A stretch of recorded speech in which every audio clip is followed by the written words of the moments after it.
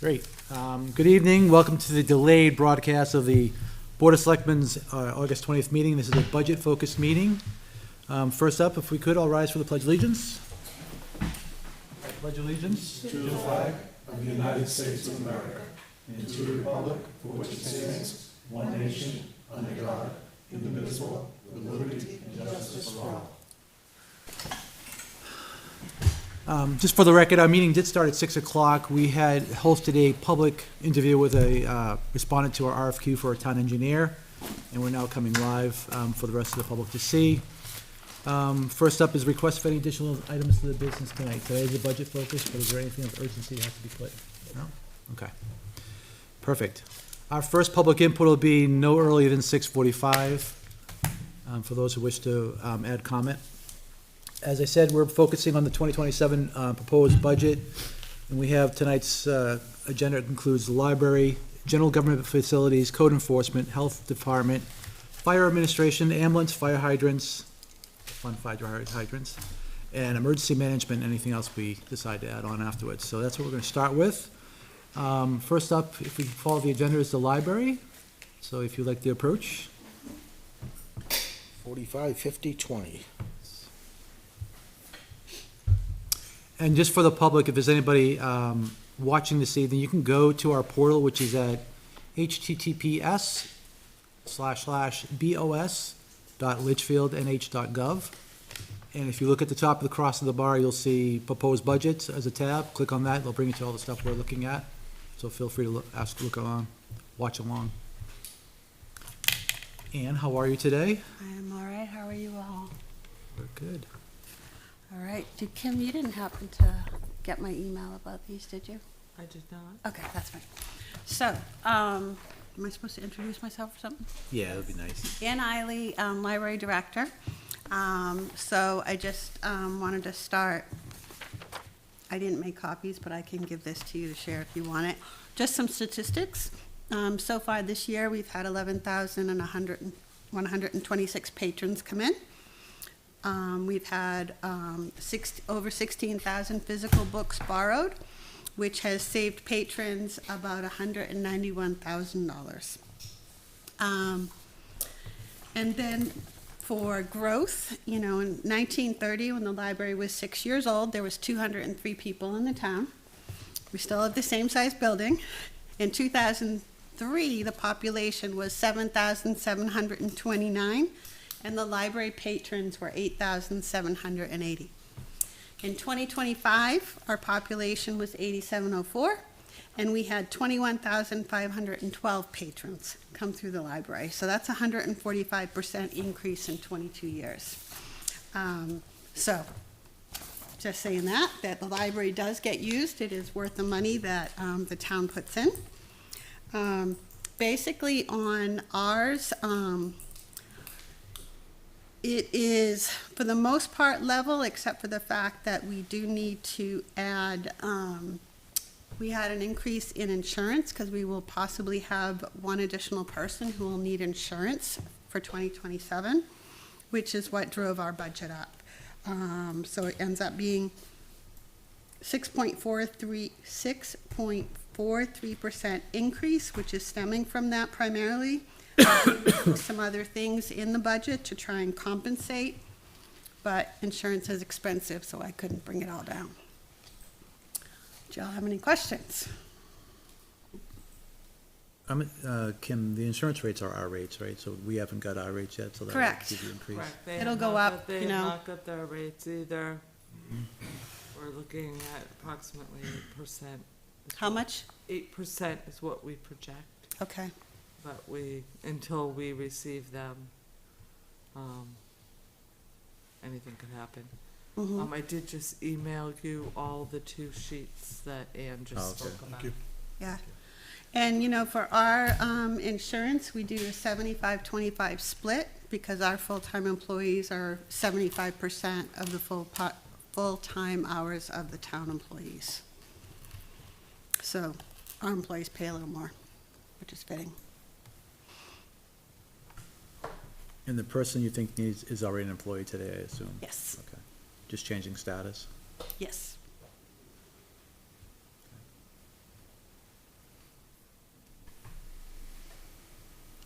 I mean, I'll just say one thing about activity. I do spend a little bit of time at the library, not by choice. But I do spend a little bit of time by there, and it is always busy. There's always someone in there. There's lots of, I go in there when there's a lot of kids there, which I like to see. Mhm. I know my kids, when they were growing up, spent a lot of time at the library too, so it's definitely being used. I like that you come with stats. We've been asking for years for stats. The data doesn't lie. Nope, it doesn't. It gets used. And our adult programs have increased a lot as well. Because we could not have our summer program outside, the children's program had to cut back.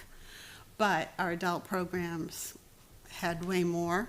And then we actually had more foot traffic in the children's room in the summer than we had in previous months. So even though we cooler. didn't have as many programs, they were still coming in. It's cooler, that's Don't why. let fire listen, but no, it was a very crowded room. But not over capacity. No, never. Never. Sounds like a spot inspection's coming up soon. I didn't hear anything. I know you didn't hear He anything. smiled. No. Okay, any other questions? No, I mean, you go through this budget, everything is, for the most part, It's what it was minor last year. increases, and it's electricity and heat and oil and water and stuff like that, so I mean, It bumped building repair considerably, which is Yeah. understandable. Yes. But they took down equipment purchase, furniture and fixture purchases went down $4,000. I just, long-term, I guess, what are we gonna do? What's your thought? Well, the Friends of the Library has become active, which is great, and we're hoping that they will continue to be. We've looked into grants, however, the problem with applying for most of these grants is that they want you to have the bulk of the money already in hand before they'll grant you the additional money, which for some of the work that we need done is, we just don't have that. So I am not quite sure. We have to, the board has been talking about it, trying to figure out different ways. The maintenance fund will replenish slowly, but it's down to about $10,000.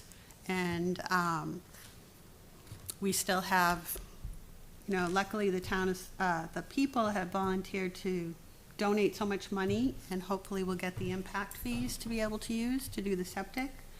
But then we have other things sitting there that, You got a furnace, you got, oh, yeah, excuse me? you got a furnace Furnace. potential problem coming up. Yes, potential problems with the furnace, and we did have the energy audit done last year, and there are opportunities in there to get matching dollars, but again, you have to have the money Right. up front.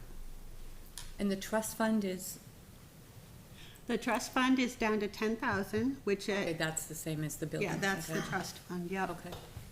Is there an opportunity to have the town create a revolving fund to help offset maintenance costs? Or just At the library? at the library? Can we create one, fund it? My thought is that if, as we look at where we are in our own budget, but we look at what we have in our unassigned, if we could take some unassigned dollars, 10, 20, to put into a revolve fund, at least to start some help, why not? because they're their own entity, they're like the school. But under the purview of the board, where where the trustees come to us, ask for permission to spend, and we authorize it. I'm not so sure that there's a particular RSA against it. Mm-hmm. But I would want to check deeper on that. I mean, Selectman Leary's correct in they are their own entity. Yeah. And quite often, the library trustees really have the same authority as the Board of Selectmen for their people. They're in charge of their buildings, they're in charge of their property, they're the employer of the library people. Having said that, I mean, you can create a revolving fund for almost anything under the sun. So I think as long as the selectmen, you are funding it from unassigned, but it stayed in the selectmen's control. Correct. Yeah. Let me check. Because, I I'll mean, look. at the end of the day, you're coming to us to help approve your your proposal, it's coming out of the taxpayers, we're representing the taxpayers. So why can't we try to defer that by taking money that we've had saved up in our unassigned fund balance, that we try to use appropriately where it makes sense, to at least offset some of these costs down the road? The other thing that would be extremely helpful is if the impact rules could be changed, because the last study you said was written as though it had to be a new library. It's always been. Yes. A new library. And that is not helpful to us because it means we can't use it to maintain the building. And the building is, yes, wearing out due to age, but also, like I said, the increased use From population. in population. So if we could use some of those impact fees to address things, and then we could get to them before they're at How much crisis. are there impact Well, fees so sitting there? let's dial that back just a step. Yes. Impact fees are capacity, right? Impact fees are you're creating more room, you're not repairing things. So, whether we do a new impact fee study or not, they're never gonna come back with, you can use this money for Right. repairs. Or Okay. you can use this money for increased capacity, which is what we're arguing, with your septic. Yes. It's increased capacity because you're having to go to a larger system because there's more people in the library. Mm-hmm. I certainly think, though, we should do a new impact fee study to include changes in the law, right? Because there's been a change in the law to say you can use it for highway buildings, Right. but we haven't updated our study to include that as, so there are many things you could update it to say, well, you're not building a new library, but you might be building a wing, or, you know, thinking off the top of their head, adding Parking. a portable or something for, you know, other things other than adding a whole new library, because the chances are you're probably not gonna add a whole new library since that land was intentionally given to us for a library, right? So to build one would kind of be very difficult. What is the impact fee balance? In the library. Hold on a moment. Thought it was in the high 30s. I So not enough to actually build a wing that you use and close I down think a it's wing that more you than don't? Not enough for Well, this- that? We use all of the library. I mean, it would be great. No, If- but Where- if where you could We could said build you a were second going to. bathroom. Where and how? I mean, you're in a very small parcel. Well, if you, to build a second bathroom, our entryway I'd could be be afraid to spread open out that wider. Is We only there- have one bathroom and we have, Is you know, there a Huh? parcel of building. land It's a next good to the building. library that's owned by Yes. the town? Yep. yeah, Conservation. there's that. Oh, There's it's in also, con- under it's the in trees, conservation. could be more parking, because Kevin Brown has talked about that. Because in the summer, we're all parking on the grass so that Yeah. the patrons can have the lot. That's not addressing the real The issues. land next to though. is conservation. Yeah, That's not no, addressing it's the not. real But issues. it's I mean, dealing we with have gro- leaks but the all Not over. parking lot is recre- dealing- It's but the not passive And I know you know recreation, that. what's it, store, is it water? Seems Is like it we're- filled with water? Bumping It's all the wetland. 62,910, So a lot of money in there. yeah, They have 62,000? Yeah. 62,910. And it's basically stalled in there at the moment. Can we expect you to bring forward a request for the impact fees? I believe Gail did I that. believe Gail's working on it. Monday, you're turning it in? Yeah. Yeah, you'll be able to deal with that. Monday. Yes. Because they had to meet 62 to still isn't officially enough to choose add a wing and vendor close the wing. so that she could give you the exact add a wing. information. Close the wing. All right, That would any be other good. questions for library? No, ma'am. Come visit us. Sure, I'll ask a question. The building maintenance and repairs, you're going from 6,000 to 15,000 in your request. What's the plans for that money? For Is there that, anything planned, or is it just to have money? oh no, we have things that need to be done. We have our front porch, we were hoping to get it sealed this fall because we had a leak issue. And that's $6,700, so most likely not gonna happen. So that would be one of the things that we would need to be getting fixed. We also have an issue with our chimney. It needs to be inspected, cleaned, and repaired, and in order to do that, you need a boom. So, that is gonna be potentially expensive, because there's not many people that can do the the high chimney. So those are just a couple of the things that would need to be done. Okay. And we also have the ceiling in the children's room that a very nice resident did a semi-fix for on the ceiling, but it ultimately needs to be completely fixed That was because from there's water been damage, leaks. right? Hmm? That was from water damage that happened? off Yes. The porch? Yes, so he bought something on his own, not a tile, but some type of ceiling thing and put it up for us. This 22,000 in books and media, Mhm. is there a way to reduce some of that? To maybe put some more back into furniture and, equipment? That's kind of Repairs. like the primary focus of the library. Is books, I understand. And so that does all the Libby, all our audiobooks and ebooks and things like that, all our, we've been pretty stagnant with that for years. I think I increased a little bit last year, so, I mean, if that's what we need to do, that's what we need to do, but I'm trying to avoid touching that because people come to the library because they want the new books that they can't afford to go buy. I understand. I'm just looking for a couple of years solution to try and fix some of the big issues because But I believe last year you also removed one of those services, online services too, right? We did. Yeah, two, you reduced it to one. We ended Hoopla. Was that the one was from the grant, Hoopla was from the grant during COVID and all? I couldn't hear you. Was Hoopla from the grant that you guys had? No, Wasn't there a grant? that was what we were paying. Oh, okay. We just ran out of funds for it. It's expensive. Yeah. A lot of libraries had been discontinuing it. I'm just trying to think how you can move some of this money around and get it where you need it to be. Mm-hmm. Are they bottom line?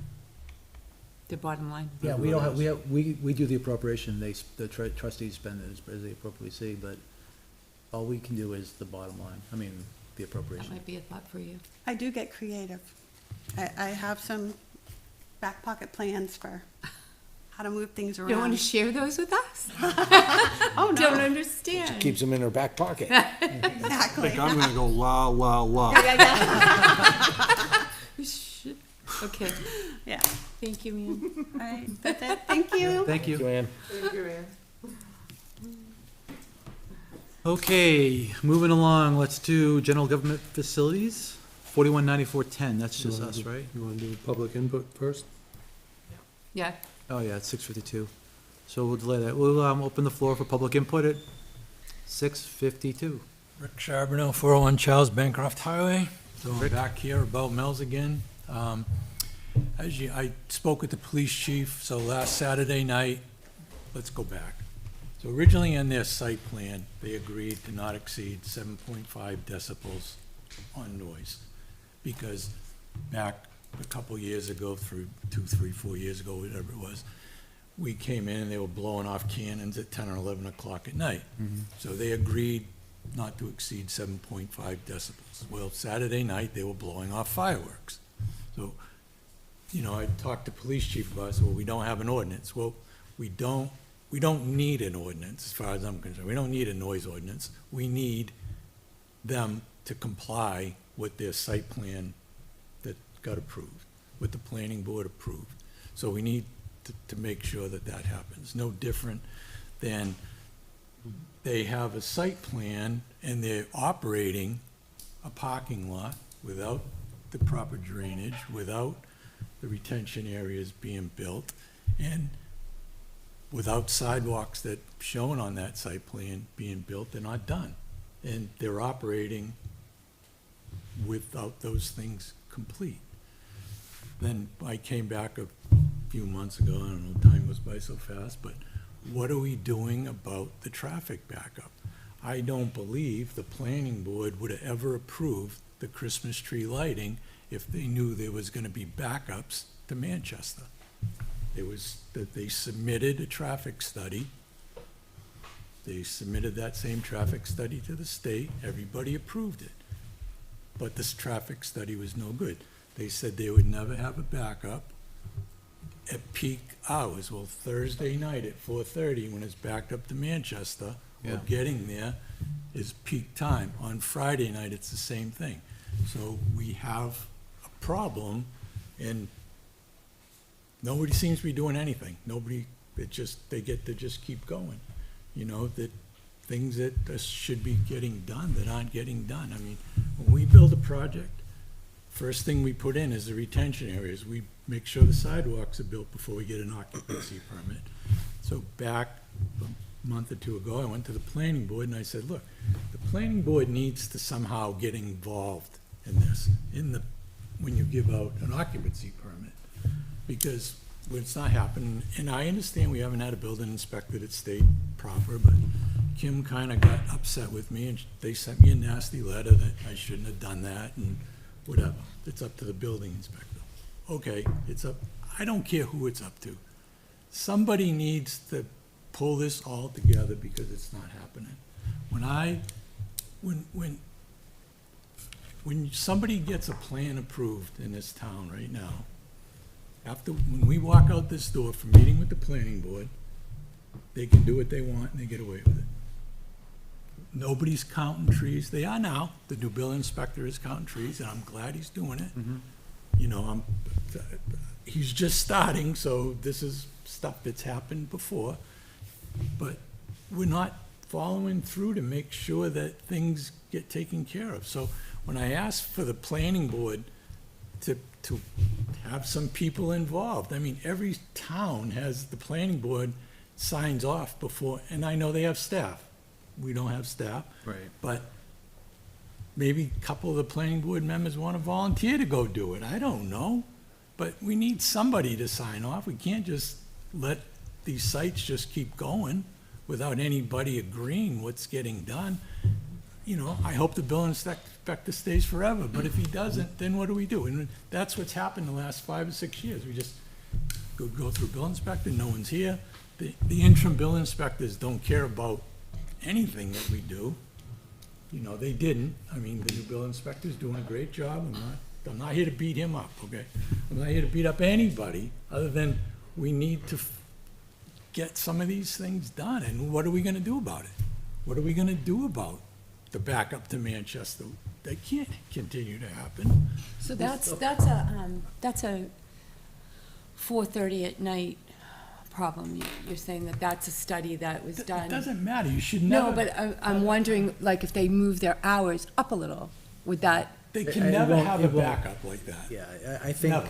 That's not, so we're spending, between the gas station, so eventually Continental Paving's gonna come out by our paint shop, where our shop is. So right now, we're doing the improvements for the gas station and us. We're gonna spend almost $1.8 million. If we never spent that money, we would never even come close to having the backup that Mel's is causing. Not even close. So our engineers did it properly. They said this is what we need, and we're doing it.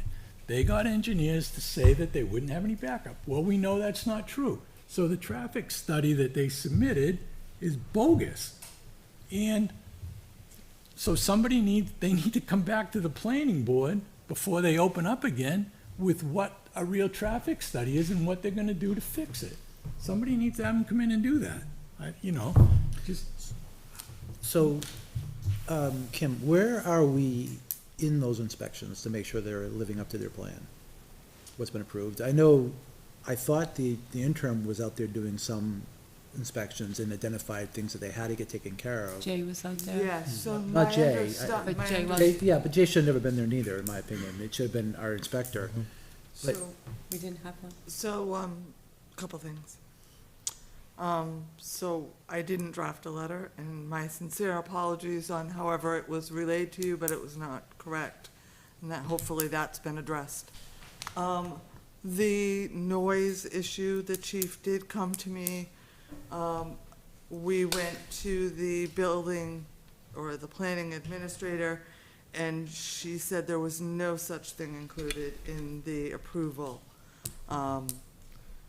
That there's no noise? That there was no noise Stipulation. restriction in the planning board approval. So I took that, I can certainly go back and look at that, but I took her word for that. But there was something, because We need to pull out the plan. I spent a lot of money with Morgan Hollis negotiating what the terms of that was Yeah. gonna happen. Because we bought a sound,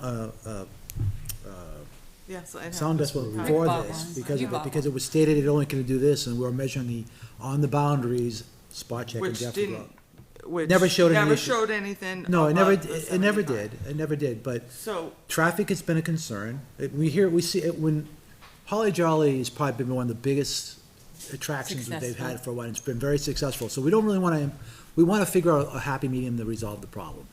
I agree. You don't wanna shut them down I from don't that say anybody perspective. down, but But I agree with you that if we have to go out there and do these inspections that haven't been done, or if we haven't been, if Ken has not had an opportunity to go out there and look at the plan and go, these are what you're required to do, you've had deadlines, we need to put them on notice, they have to get these things done. Cause I'm not even sure that we've even gone back and said, your sidewalks are not here, this is not here, this is not here, and these are things you're supposed to do, or you're not abiding to the plan. so it was never brought to, and I'll certainly ask Ken, it was not brought directly to us. As administrative staff, Right. we would act upon that. Whatever concerns have been brought either to the planning administrator and not relayed, or to NRPC. I had no idea NRPC was out there. So I would say, if there's a code enforcement issue, you have a code enforcement officer who has the authority of the select board to act. That is Ken. That's not the planning administrator, that's not the planning board. That is Ken. So, let's make a list of issues, and we'll have Ken reach out to NRPC, to Mel's, to whomever.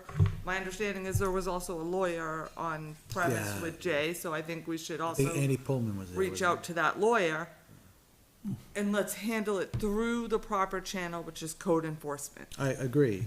Do you But the think that? fact you need a list, it kind of disturbs me, only not because you specifically, but I've been hearing about these issues from day one. I've seen it presented to the planning board, planning administrator's been there. That stuff should already be in our docket to be following up on.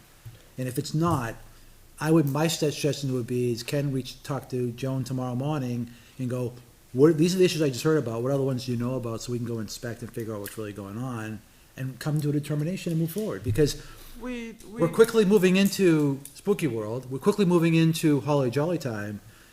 They don't have a whole lot of time to rectify, but we gotta at least figure out what's their path, and hold them to the deadline.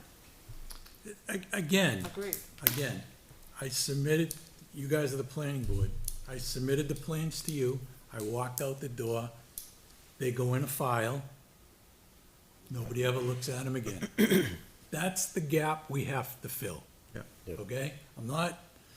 If Ken's gonna go and pull the plans and read them and know that's great, I'm all for it. But I'm just telling you, that's the Yeah, breakdown. and I agree with you. I think what has to happen in the planning process, and this is probably a conversation with the planning chair, is as when they approve a plan and it's been, go forward, there should be a step where it goes, after when plan review's done and when the project's done, we go out and do a final inspection and we sign, and our staff signs off on it.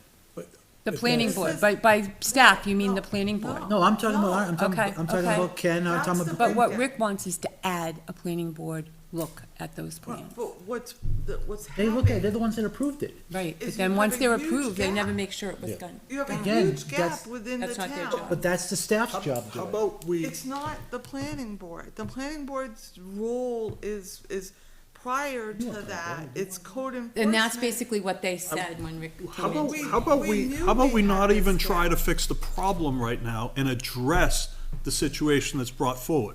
Right. If Ken opens up the plan for Mel's and goes down there, because we have an official complaint, it was just given to us, Right. and he inspects the plan and they have something out of compliance, I don't care if it's the color of the building. Put them on notice. That's your priority tomorrow. Oh, that's good, So Ken. one of the things that we actually have going for us is, and Kim can attest to it, is we have to issue occupancy permits.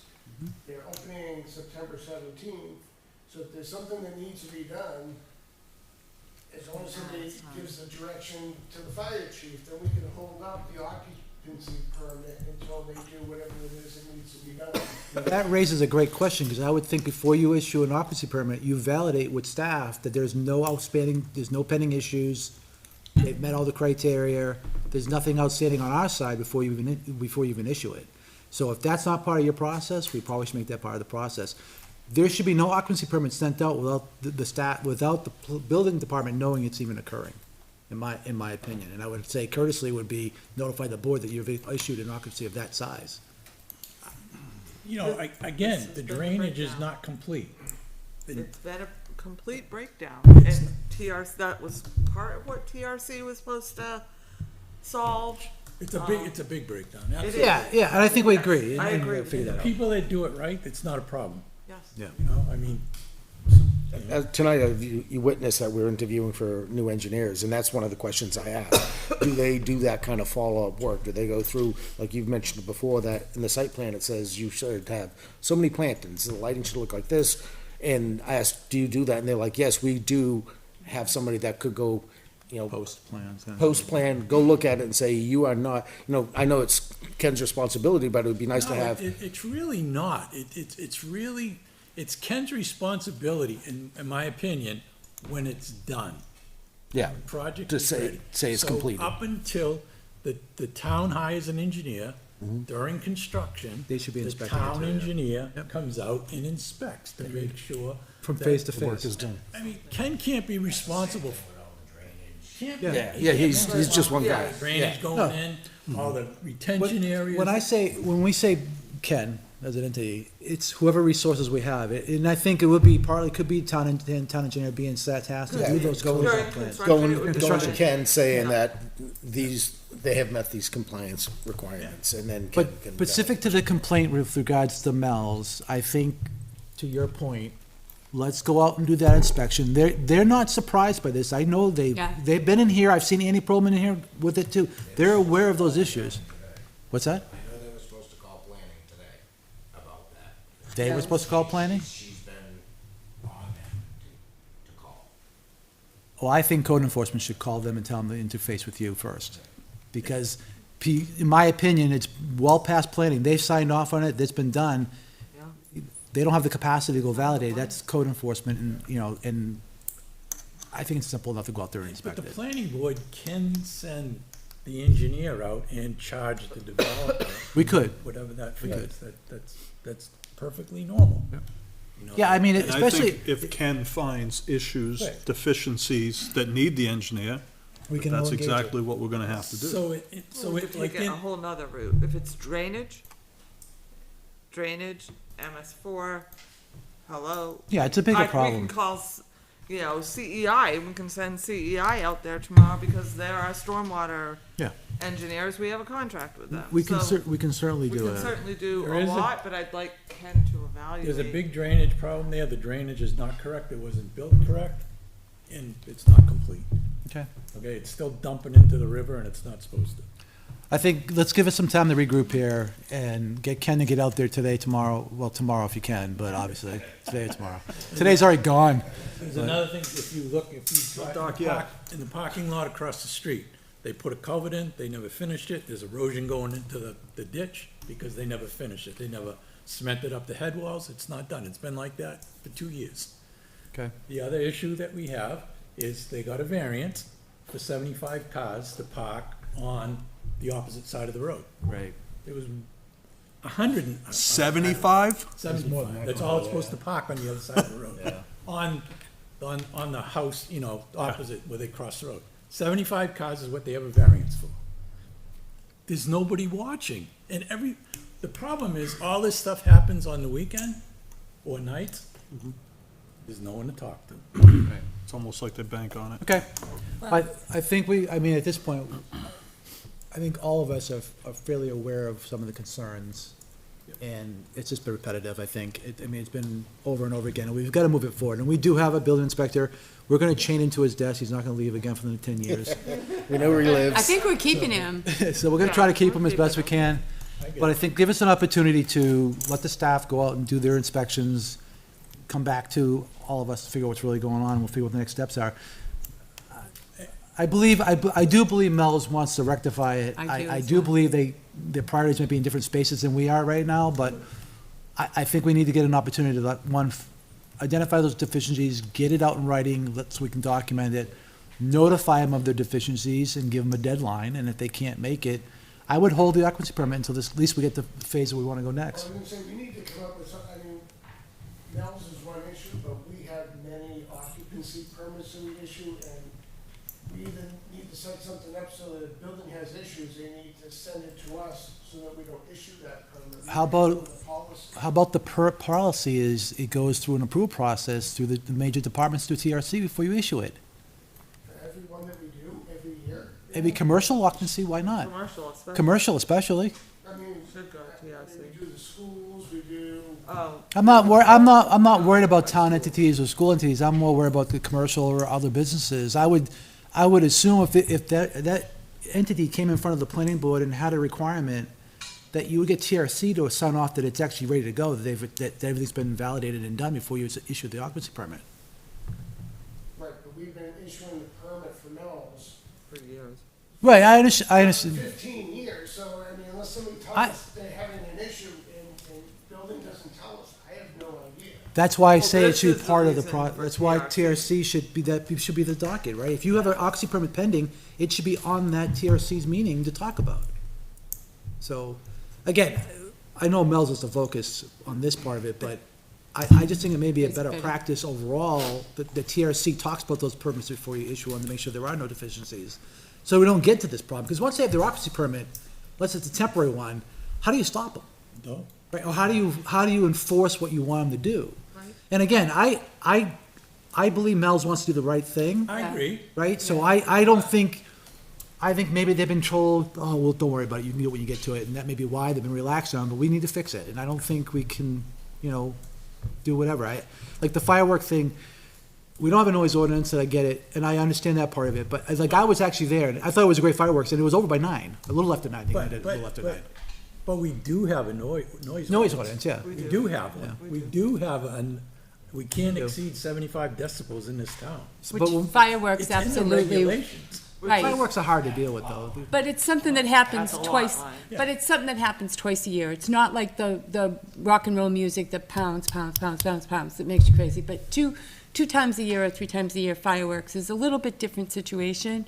But I gotta say that they've gone from a company that was open, how many months a year? 4 or 5? It's the summertime, all that, Yeah, 4 or 5 months, and they still had to retain have to all applaud those them. expenses. You have to applaud them for what they've done, I'm almost but- done, John. So that we've gone from a company who's been open 4 or 5 months a year to one that's all of a sudden trying to open for more. Mm-hmm. And they're trying to add to the stuff that they're doing to try and become more profitable so that they hopefully can afford some of this work, which I understand isn't cheap, that they need to do as well. So I do think that we need to, they are kind of a Litchfield thing, what do you know about Litchfield, or drive-in and Mel's? I agree, but if you agree, I'll go back to the same thing. When we were going through this, if they said they couldn't agree with the 75 decibels, would the planning board approved it? Right, and do they need to come for a variance and say twice a, Or even a special permit to allow it, so we can Right. notify the residents that we're gonna be Yep. having a special thing. and then you would be fine with it, is that I correct? just So want- long as we're closing our, That's an Well- annoyance to me, but it's the water leaking into the river, the culverts. That is a safety issue. I That needs agree. to be addressed 100%. It's an I environmental- agree, it's and an I think, environmental and I problem, think too. that plan needs to be put in place, Modifying and it used to be, the it noise needs to be. ordinance, we could work on and we can enforce it. I do believe the planning board intends to address the noise ordinance because one of the suggestions has been that we put times to it. Because I agree. Well, that do was, you want, if we hold Mel's to 75 decibels then we've gotta hold the other fireworks, and there are many. Yeah. There are many Yeah. that are having fireworks. We gotta hold them accountable to the same standard, right? Everyone Well, I gets the think same fireworks are a standard. different thing and should have a different, I- they I should know. have to get a special well, permit maybe all right, to do them. So we're gonna stop here, because this was public input, Yeah. and so Rick, I do appreciate bringing it Yeah. forward. I wanna make sure we get it taken care of, we will. When One he last showed thing- up, in like February or March last year, I was like, it would have been easier had you showed up when it happened. So I appreciate you being here today. One last thing is what they're gonna do with the traffic, because they gotta submit a new traffic study, they gotta, I mean, to me, that's what they have to do. Okay. Thanks for your time. No, thank you. That's good And thanks thing for coming in. new Engineers. Yeah. Yeah, that's, I like the idea of having an engineer that Yeah. do a All la right. carte. Anybody else for public input? No? Okay. I'll close public input at 7:14 PM. I lost it. Continuing on, yeah, you probably just, We're on, Sorry, stop breaking it, would you? like me. I'm not breaking. General government There you go. buildings, It'll, come on a second. 419410. Yep, 419410. Okay, it is not going. There it is. It's up there now. So the first thing that you have, and I'm gonna ask Ken to come up, cause, so, Come sit in the hot seat. yeah. Been here before. yes, you have. First of all, I cannot say, can't express how delighted I am that Ken is on board and how happy we are with everything that he is doing as far as helping with the town buildings, and the code enforcement and the building inspector, which is a monumental task. Nice job on the siding. Bravo. Well, so that's what he's gonna talk about a little bit, because, let's just go, no increase to the, custodian, who's a contractor. There's a small increase there to the propane, which you knew was coming, cause it just went up. Then you have a, water, which we knew, right? We discussed that the water's going up 21%. Meeting house electricity, they thought we comes should down like could this. keep the same, we kept building maintenance the same, but that's the line I want you to kind of hold in your mind as Ken speaks about some of the things that he has found. Come sit next to me. I don't want it. Trash container services, is staying the same.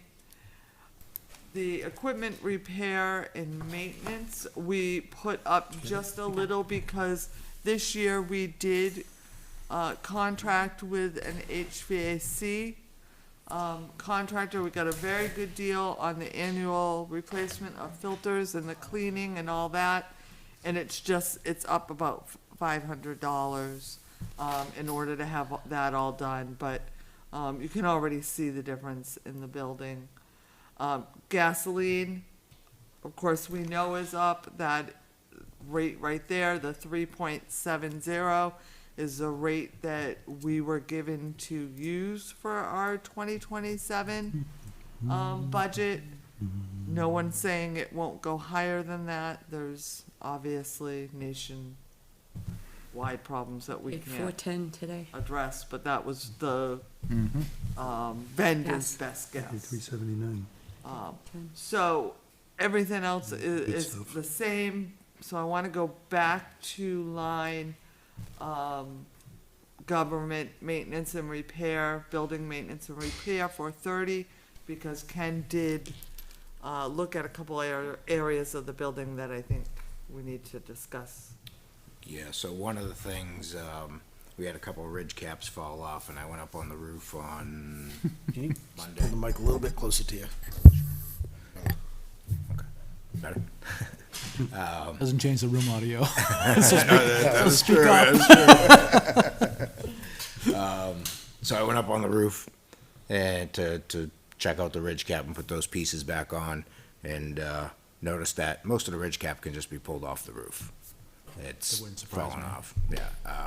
So I did put some nails in it and some sealant on those nails, because really could only face nail them. I couldn't lift them all up and replace the whole thing.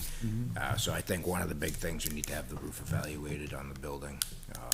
Worst case scenario, or worst case, the whole roof is bad, but best case would be the whole ridge cap needs to be replaced. So we just replaced this roof 10 years ago? Those shingles, that ridge cap is, those shingles, the nails are just popping out. Looks like, from what I saw, the ones that were popping out have 1-inch nails and 1 1/4 instead of, and it's a ridge cap with a vent, so the nails definitely ain't long enough That's for what they're 3/4 doing. of an inch to an inch tall. Right? The ridge cap. Yeah, Yeah, usually, it's yeah. about Also 3/4, it's Yeah, a yeah, Cobra it's vent, so It's it's, it's not long enough. yeah, the nails definitely ain't long enough. So who did the roof? Yeah, And- really. And what was the guarantee on it? What I remember is, in this may, it could have been 15 years ago, but there was there was a problem, we had ice dams, and someone chose to fire hose off the roof, Yes. which damaged a whole bunch of Done roofs. since then. Plus, the roof was finished, the roof shingles failed because it was some kind of organic thing, and then I thought the whole roof was done over. And I it's will say within that the 15 roof years. itself doesn't look all that bad. Yeah. It's definitely the ridge cap. So this is the And recap right was over not done, here right? on this section up here of the roof is where I was, and I could lift up that whole ridge cap off. Great, good wind will blow. It's probably been popping up like this with the wind. Yeah, I'm sure. There is still a couple pieces missing up there, so we do have potential for a leak up there. The other thing is, as well, I was taking, because you can't get the same color vinyl siding on the building, I'd gone to Home Depot, taken some clay color, put it on the back, on the bottom, and using that to fix out front. The corner outside my office, the plywood's rotted through. That happened, I think this kind of routed last time we saw it. Yeah, this one. Yeah, did. Wouldn't surprise the me. siding was falling off, so I went to go put it back on and nail it, and my hammer and nail just went through the plywood. That's right here, right? Yeah, in the right corner here in there. this corner. My suggestion would be to open up the wall from the inside, because that sheetrock needs to be replaced in that corner in my office anyway. It's all, paint's peeling off, it's definitely water damaged, and see what's back there before tearing out the outside and seeing what we need to fix. So this budget that you have here, does that include any of that No. repairs? No, we have the revolving That's fund why to cover we're that, right? talking. So 60 the building systems, Yeah, isn't it $65,000 in there or something like that? if that's what you want us to use. But it specifically said systems, so I was, A wall's a system. Part of the building. It's part of the building, so. What do you think when I you think it think was system? HVAC, plumbing, I mean, Okay. the warrant article had a little bit more, but we can certainly use that. Building system's kind of vague. We don't have Yeah, a it's government kinda vague. buildings revolving fund? We do. What I thought that systems fund was. Yeah. That's, We would that eliminate it by is, saying systems? That makes no sense. That's why I did. I think when it was, Very broad.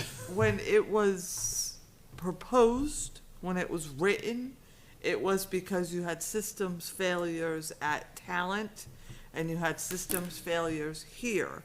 So the police HVAC was replaced. Yep, I remember that. 2 units out of the 3 on the town hall side were replaced, and Talent was completely replaced. So when it was written, I think systems made perfect sense.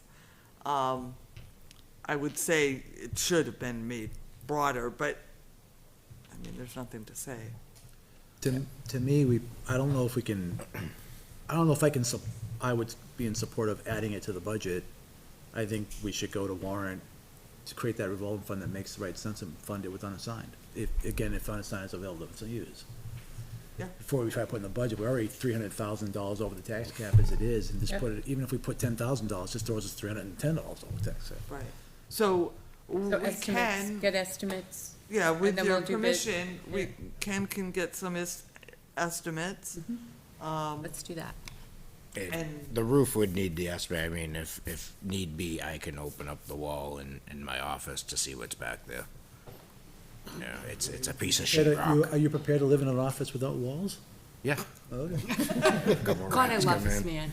but I wouldn't doubt What a if good there's hire. mold in there and Yeah, no, I agree with that. structural, the corners. Still have to open up the the corner. outside. Yeah, you're gonna have to. Yeah, you have to open it. take Do it it out the other after. side too, but at least you can see if there's rotted sill You plates could cut a and couple rotted tests, I guess you stuff could cut a in the couple. floor. The outside will tell you more so where it's, how Where it's far up started. it goes. Yeah. Rather than the So, inside. The inside's gonna settle. The corner facing my office is what's rotted, and it's down the bottom. I tried to evaluate the rest of the corner. It seemed solid up past about 3 feet, 3 feet. so. It's probably from the splash off between the two. That and stuff sitting there. Yeah, I think this was prepared by David. I think that Dave did that one originally. But yeah, you're right. If we wanted to evaluate more of the Melon. corner, taking the siding off is the way to go. Yep.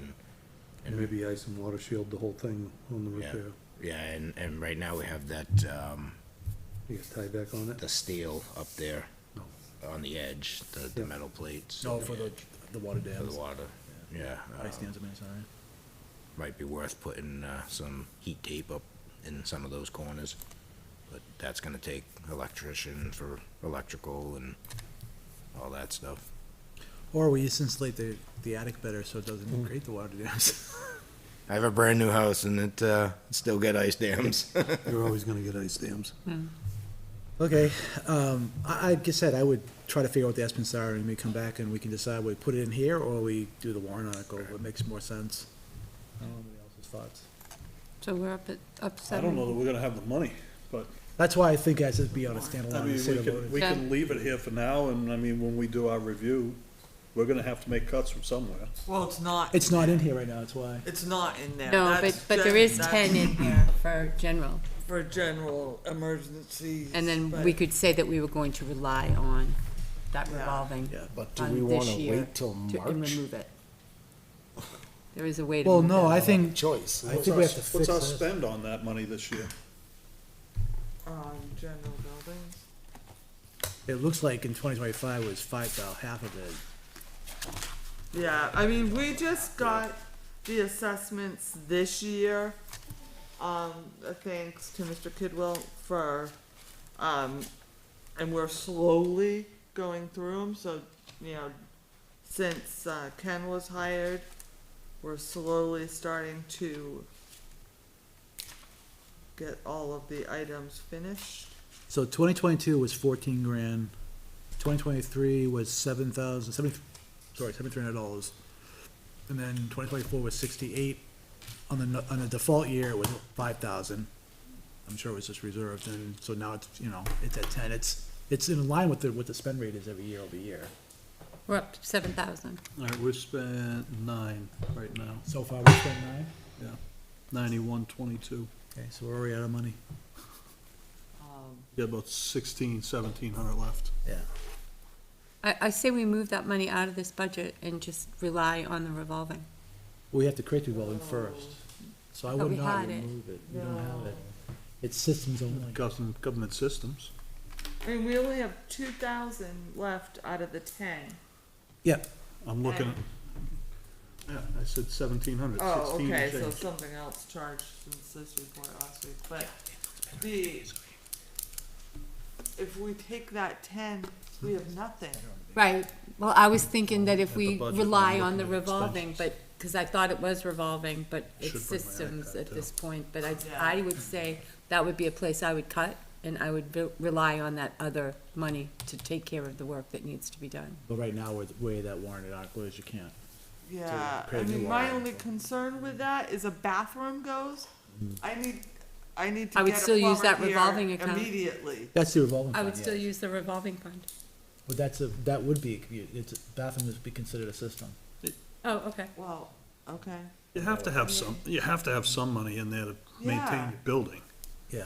I'm just thinking I that think we're you can already argue over. that an exterior wall is part of a system. Oh, It's I do part of the too. Yeah, I enclosure can- system. I can argue I it's think a that the building roof is a It system. makes the Building building system. weather tight, it aids with the heat and the cooling. You could argue that that's part of the system. I would also say the roofing system is a The system. roof I would is say also it's a part of it. system. So I I agree. would say we can use that fund, I would say so too. and I would say that we rely on that as opposed to putting it in our expense budget that we already know is $300,000. But I wouldn't, I don't think we can have nothing. I would leave, Can't I burn don't it think you all. would, you would have the whole revolving fund. No, Diane, I nothing wouldn't, in I wouldn't that remove the budget. 10,000 that's been on every year over year. I'd leave that All there right, for the all right. little crap that happens. okay, If we can use the building systems fund to fix this problem, we can do it now. Right. yeah, We don't have to Okay. we wait. don't have to wait. We Or don't call have a to- Yeah, we roofer, don't get have a, to get a wait. price on the ridge cap. Yeah. I mean, it may not be the whole ridge cap, it could be just one side or close to the Let's find out, yeah. But a let's perfect find out. example tie is, in I together. remember when we had a pump fail on one of the trucks, or whatever truck had to get fixed. And I say, it just gets charged to the budget, and then we decide at the end of the year what we Right. have to Yes. pull out of the fund. Yes, yes. Overspend the line and then we have to figure it out if we can't Okay. figure it out. All But I right. mean, we had 10.8 in there this year, we've already used Well, I know. 9,200. I've lived in this building for the year. So too. the trick is, we really can't reduce. Right. I mean, maybe you can knock it down to 10 flat, but I mean, it looks like we're using the money just to maintain the building. Right. I'm just saying that Just we, normal that this year maintenance. we rely on the revolving or the trust, whatever, the systems one, just this year, to try and help us move that money down for the 300,000 that we have, that we're gonna be over. If We're we never were, gonna Remember, if get you do that it now, 10 then you're back. gonna fight to get it back in. Yeah, you'll never get it back. so our run rate year over year is close to $10,000, just in general stuff. Things that are big and unexpected, like a wall problem or a roof problem, those are bigger I would ticket think items. that's a To come out of system. systems, I would say, get the quotes done, and I would, charge it to this line, and at the end of the year, when we look at the bottom line, we'll figure out if we gotta draw money out of the cover it. Okay. Because, I mean, there's gonna be other savings in our current budget, hopefully. Maybe we won't have to touch it, then we have it more for next year, because I'm sure this building's gonna continue to have system problems going forward. Yep. But I couldn't support reducing the line item as it is, because that is just normal wear and tear things that are going on, and that's not a I'm big just thing. thinking to reduce it for this year, just to get it done, get the work done on the building through the revolving or the system, whatever you wanna call it. Get that work done this year, and then go back to business as normal with minor repairs next year. That would be okay if they asked for the 10,000 for 2027 was because of this. This is just $10,000 is just a normal year cost that keeps this building lit. Right, So and I would switch over to the system account to pay for all of that. you can't use system account to replace a light bulb. You can't use system account to fix a doorknob. All The right, lighting system. The doorknob, that's a The door electrical system. system. expanding the We're gonna understanding. remember that when we have to try to figure I out get something it, I get else. it, it was just an We do No, idea. that's have a fair. lighting issue, Just but an that's idea. not important at the moment. If it's not impacting the work, the employees, Yeah, it's not working. If you wanna try to find money from somewhere, you take it from the custodial and maintenance supplies at 3,000 that we've spent $800 on so far this year, and we've spent $800 on last year. So there is a story to that. So during COVID, the town was very Start. forthcoming and did their planning, and we had a supply of paper towels, toilet paper, all those It's like all the consumables other people. at Talent Hall. That is gone. Finally, So right? it's all used up, and that line is going to keep your bathrooms, with toilet paper. So Bring your own. we actually had to order our first, one in May, and that some of that cost will have substantially more that needs to be So you've ordered. been using 6-year-old toilet paper? Yeah. You mean sandpaper? Squats will hold up. Notice the difference, but, That's good. yeah, so the Okay. big supply is gone. That actually makes sense to everybody who's listening, who had a big supply that they had hoarded away, just in case, yep. 100% makes sense. All right, anything else on government buildings? The only other thing I'll say is, we gotta watch gasoline as well, because we still got 30% left now, unexpended. Yeah, but But that was, there's 5 months, To go, it'll there's be 25% of the year left. there's We're right. 5 months to count though. Because this is for the end of July. You still got 5 months left in the year to count down. but, and we also haven't had him. As Did of we- this week, Did we have the? I don't have that. I have it end of July. Where are you at now? August 14th. What's I've the- got what's the number? 37 left. 37%. The temporary guy who, came in and did our zoning, or our, building, did he use our truck? And did he use our gas? He used our gas. Okay, just check. Used our car. Peter, he was using the car. Oh, yes. He did use the car and the gas, okay? Yes. So, I mean, where we see some of that get used is, cause that's not just Ken or just, that's the gasoline at the highway Yeah, department. police, fire, That's and everyone. it's all cars, all gas. Yeah, so we will see that get used up this fall. Well, right now, we're running right on track. Right now, and we have 30% left in that line. I'm gonna be looking tight. at a $6,600 increase to the line. But that's 'cause of the I'm cost- saying isn't there's a that 'cause of- chance we could cut right there. But isn't that because the fuel costs went up? So we're still paying cheaper costs, is that what you're telling me? The No, cost, no. So our costs didn't really increase until like May. Okay. So the first quarter of '26 Was still was much lower. All right, I'll keep an eye on it. well, I would look at it, I mean, the problem is, the price is one thing and the usage is another. Where are we with our gallons used? Right? We're- Because you're estimating 17,200 gallons. Are we tracking the same way we have every year, and it's always 17.2? I'm sure it's, Yes. I would say mean, 200 it's- gallons is probably a. We should be better, we have more fuel-efficient police vehicles. We haven't noticed that yet because I believe I they. didn't know more efficient than the Tahoes are. The Tahoes get probably 12 miles a gallon. No, Those things are pigs. no, they're not. I owned one for 5 years, it got 19 miles. You got a good one. Maybe. Well, we also don't run our cars 24 hours a day neither, so that's not out of it, but, Okay.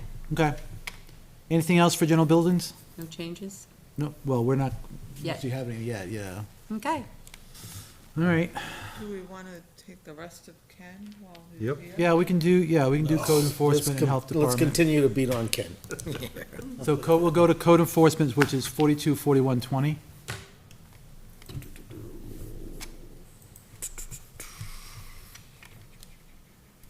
All right. 42, 49. 424120. So you're gonna see that one. That, I got that too. All right. Son of a gun. So it looks like you're up $2,700,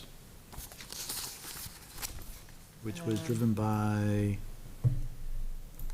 It's just salary, normal salaries, salary, salary increase only. That's really the only thing. and the 500 for, his Stipends. certifications. Yep. Which he's doing exactly what we asked him to do. Yep. Keep the trend up. Watching. We notice. No, we appreciate the effort you're putting into it. Yep. Tons.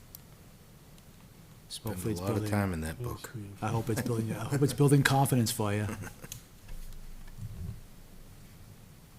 So this was a question that did come up when Ken and I were talking about the seminars and conventions, because we had discussed moving the seminar money over to the selectmen's budget. Yep. But see that bottom, line 32? That's the training required for him to keep his certifications. Yep. I think that's different. That should stay there. Yeah, I'd say that. Okay. And moving it up to 520 I'm makes more talking sense. about, I've always looked at it as like extra training, voluntary training. That was what I wanted to consolidate. Okay. Something that's a given line year over year in a budget should stay. We were trying to reduce the, Variable. exactly. Okay. As long, we just wanted to make sure you agreed. Yep. I saw you moved it to 560, which makes sense. Okay, any questions? No, $2,700. Yep, 2750. Sad to say. It's cheap. The increase what we've is, been the seeing. increase is cheap. The increase is cheap, that's my point, compared to what we've been seeing. Um, Getting Okay. twice the return. 3 times the return. The health? So health is not Ken though, right, at this point? So Paul is the acting, health. There's no changes, to it. It's basically the, stipend and then the dues for him to be in the health. And then they are required to be a health certified person to attend, a seminar, which I think is every spring, summer? Spring? Okay. Thought I had that right. So that's the 150. Times That's 3, all right? It is. And that's covering Paul, Ken, and one other person as health officer? Or is that 3 trainings? So it's, the dues, Okay. is 3. Oh, okay.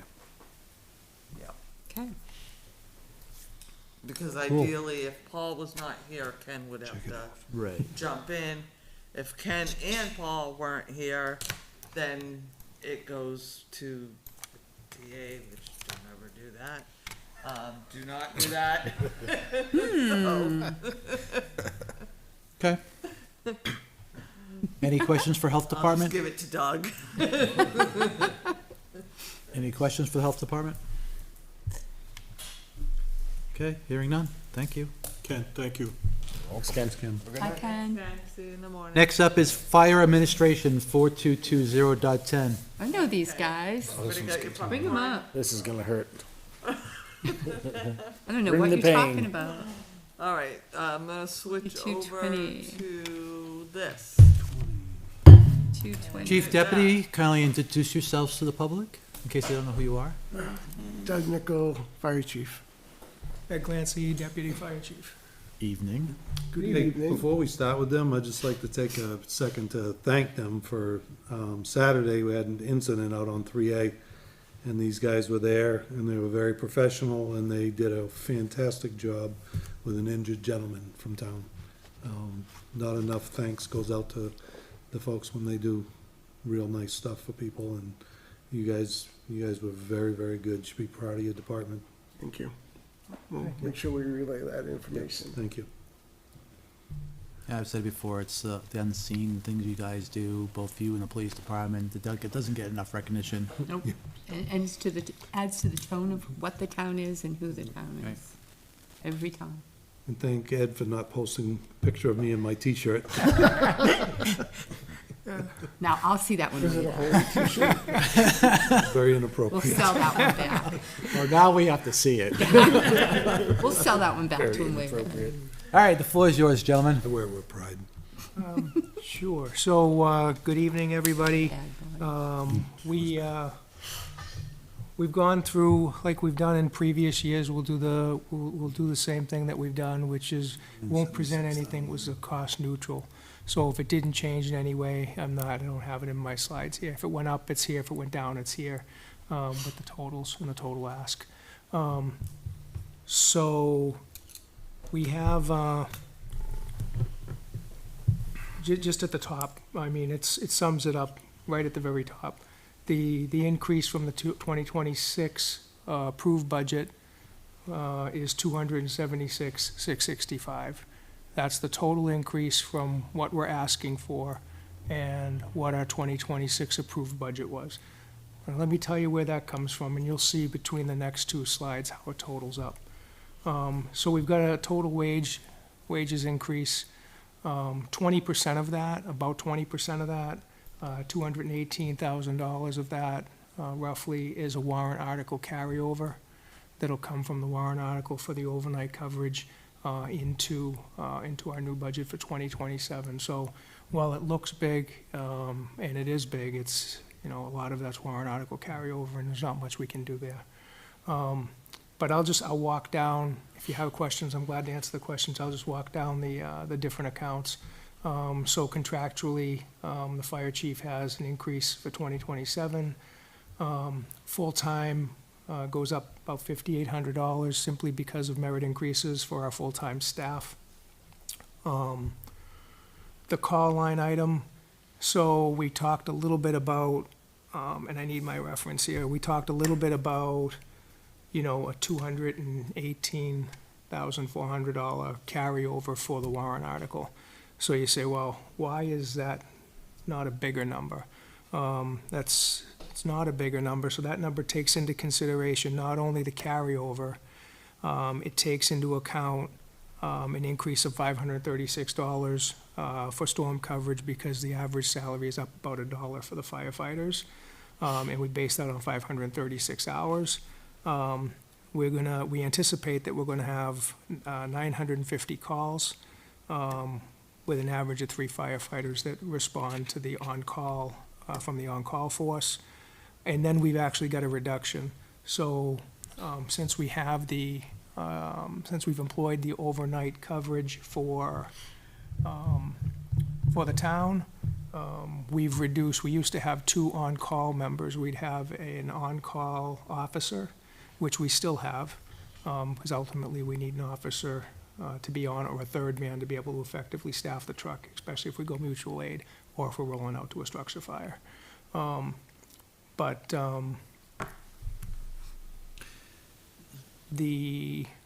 There's an 18,000, so that was a $36,000 line item. We basically, with one person left, it's an $18,000 dollar reduction. So that's how we get to the 206 number that's a little smaller. So it's some minor increases based on salary changes, merit increases, and then a return of $18,500 for the, or $250 for the Deputy stipend question, reduction. we're still running an on-call even with the staff on overnights? Yes, we are. So, Why are we doing that? because, go ahead, Chief. Well, so, you have to, because number one, if we go mutual aid, you have to have 3 people. And we haven't had extra people coming back at night. And then if we go to a car accident, you need more than 2 people. If you have a fire, you need more than 2 people. So we always have it so that we have 3 people, the 2 that are staffed there overnight and an on-call person that will get up and go. And they don't go on all the calls, they only go on specific calls. So if we went out for a heart attack, just the 2 overnight people are gonna go. If we go out for a smoke investigate, something that could be a fire-related call or a fire alarm activation, 3 of them will go because you need the additional manpower. Because generally you have 3 people on a truck, 1 person, if you have to run the pump, stays at the truck with the Yeah. pump, and 2 people go in.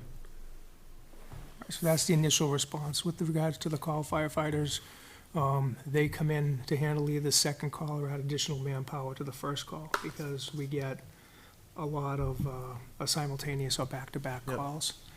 How many times has that had to happen? Is that too The other specific? night it happened like for back to back to back. Yeah, so Monday night when we were in Londonderry, they had 3 back-to-back-to-back calls, Okay, all within, I mean, they were still on scene of the previous call. so we going had to our the 2 next guys call. that are on call, and then we had to call in the 3rd person, back to back to back. And another Well, call after Well, that. another call after that. Okay, So there was 3 calls, two calls were going on simultaneously. One they had just left and went to the next one, and then at the same time, a 3rd call came in. okay. And then shortly thereafter, they had a 4th call. Yeah, Yeah, it's definitely been busy, you know, as the town grows, you know, the demand on the support services gets higher. I think the $50 stipend a night is a cheap cost to ensure there's somebody that's ready to go. Oh, yeah. and ready to throw a hand in when it Yep. happens, or be at the station if a 3rd call comes out or a 2nd call comes out. So I have no issue with that. Just was curious as to, because I think people thought that we would reduce some of these things because we brought in the overnight. I want to make sure people understand But why we we're did. doing it. We did. We reduced our call. You reduced overtime. We reduced our call. Make fire budget time. committee happy, Yeah, right? So I wanted to Yeah. make, I wanted to make sure people heard that, right? Because right. I have questions about the overnight too, which I'll get to. I mean, because even last night, for instance, a medical call came in. My son happened to go because of what it was. They ended up being all set, but as he's going to that, we had a 2nd call that came in, so he responded to that 2nd call. So that's, and like I said, we're getting to the point where about 50% of the time at night, we're having simultaneous calls. yeah, it's definitely busier. You have another one? No, sir. No, you said you had another question. I had questions on the overnight. So I know when we estimated the cost, we based it on an average.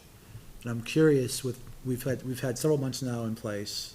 We know what people were getting on a regular basis, because it does seem like it's the same people in at the same nights for the most part, which is a great thing. What's the average burn rate? What's the average cost per night for the coverage? What's our return on investment? What I'm wondering is, we based it on sort of a worst-case scenario in some Yes, yeah. respects, or we blended it. I want to know if it's spot Enough. on, or does it need to come down, right? Or it needs to go up. What's your nightly payroll look like for those 2 positions? on average? That's a good question. I don't have an answer to that. I'll have to get back to the board with that Yeah, answer. yeah. Yeah, it's just, because again. I we- wrote it down, the- though, we- John. the- I'll The get way, back. the way the warrant article was, here's a fund, we said, this is the math. Right. But because we based it on, fireman, paramedic always being the tip person, and I think we are getting those people, so maybe it's spot on. Yes, sir. But is it also, the question I have, is it really enough still? Well, Because and I wanna that's- make sure we have quality people there too. Right, because I mean, the caliber of people that we're having at night, there's some nights that we have a paramedic on, which is awesome. There's some nights, most nights it's at least 2 AMTs, like tonight it's an AEMT and a EMT that are on. And then we also have had a few nights that we have 3 people that are fairly new EMTs that are pairing up with one of the seasoned person and they're doing it, so. Sure. We have an influx of a little bit of everybody. I think, if you look at the burn rate so far against the warrant article dollars, we're pretty much tracking on track to spend. I don't think we're gonna go over, John, so I think that answers some of the question. When you look at, is it enough? It's definitely enough, I believe that it's enough. Again, I'd like to get back to the board with the exact answer, but I believe that it's enough for us to continue to do what we're doing, but it doesn't solve the gap. That's We my still- next concern, is the gap. Yeah, that's why I thought you were going, we have Talking about the 4-hour gap. The two and we the two. still have a 4-hour gap, right? We've got 2 hours between 4 and 6 at night, and we've got 2 hours between 6 and 8 in the morning. Right. We get a lot of carryover, right? Usually the night guys come in a little bit early, and usually the guys who are checking out in the morning, unless they've got to run off to their day job, will stay a little bit longer. But we still technically have that 4-hour gap in the 24-hour coverage. In the fight, like it happened again tonight, 5 minutes to 4. Oh, always. Yeah, 5 minutes to 4, we had a call, and one of our paramedics had to transport to the hospital, and when I was leaving to come here, he was just getting home, so. So that's, hopefully he's getting his overtime, because it's Yes. overtime, and all that. Because I do, like I may hear the calls in the morning, and it's usually the same people that respond that are around, but it would be nice to not have to have those folks come in if they don't have to, right? Understood. But that's why I was wondering if the dollars were making sense. If it was low, could we extend those hours? And I know it's also, can we get the people to actually stay those hours? I know we're up against day jobs and night jobs, right? So, Yeah, in some cases, we're up against start hours for day jobs. And what, while the chief and I, and we've discussed what the opportunity may be to add those additional hours, we haven't really done, haven't done the math on it yet, simply because we recognize that we're already at a larger operational ask than we were previously, but I will get back to the board, the chief and I will get back to the board. And I would think, we could probably cover half of that. The hard part is, again, the people that have to go to their other job in the morning. So then do you take the 2 full-time positions that we have now Extend them and an hour. go from an 8-hour day to a 10-hour day in order to cover those hours? I don't know what the answer is, because again, we have to look at the math and. Yeah, and we have looked at stuff previously, how we could shift things around to make sure that we get from where we are, so that there are we can build a bridge for whatever gaps that we may have in that coverage. And there's a couple of different ways to do it. We just haven't discussed really presenting it this year, but we certainly will take that question. We're trying into not to ask for consideration. anything this year, because you guys have been No, very, it's very good fair. to us. it's fair. And that's why I said, looking at what the burn rate is there Town a has possibility to extend those hours, and it still would be within the budget Perhaps. to do it? Because it seems like every time, like 4:30, between 4:30 and 6 is a car accident, or there's something else going on, and it's always that time that requires it. And then always the morning calls are always out there, Right. so. So I would just be careful when you're looking at that line item, because we only funded it from April 1st Right, to December. because it didn't at the pass until March. 168. Yep. They have about 66 left, right? They're about 66 spent, and this is not counting this week. So it's really tracking right, Spot.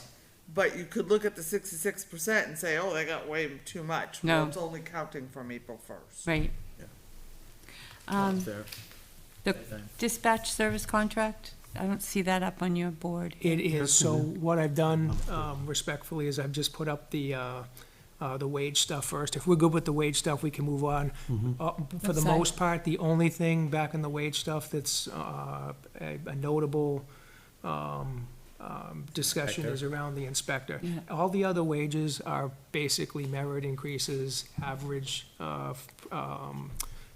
salary of a firefighter. That's what those increases, they're fairly small overall, but you notice the fire inspector is up.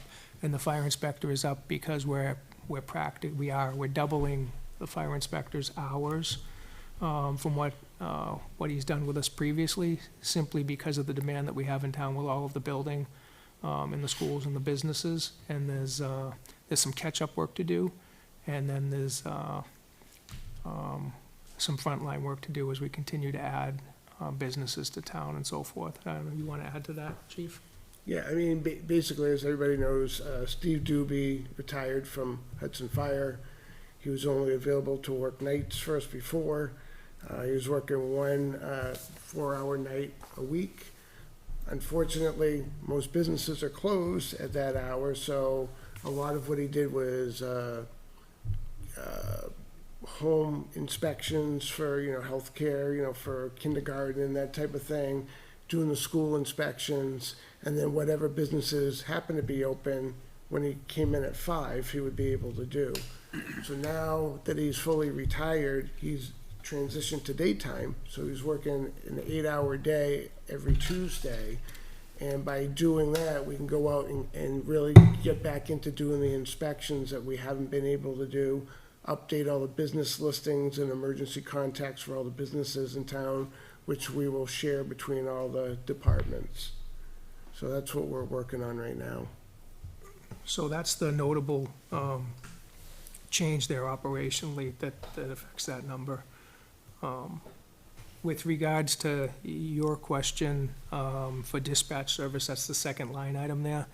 Dispatch service will go up $30,480, changing our contract from Hudson, who previously had it, to Londonderry. So that's reflected there. Just starting at the top, health insurance, we all know that health insurance continues to go up. The dispatch service is there. Electricity. It's just from January to the March, right? That's for the 3 months, right?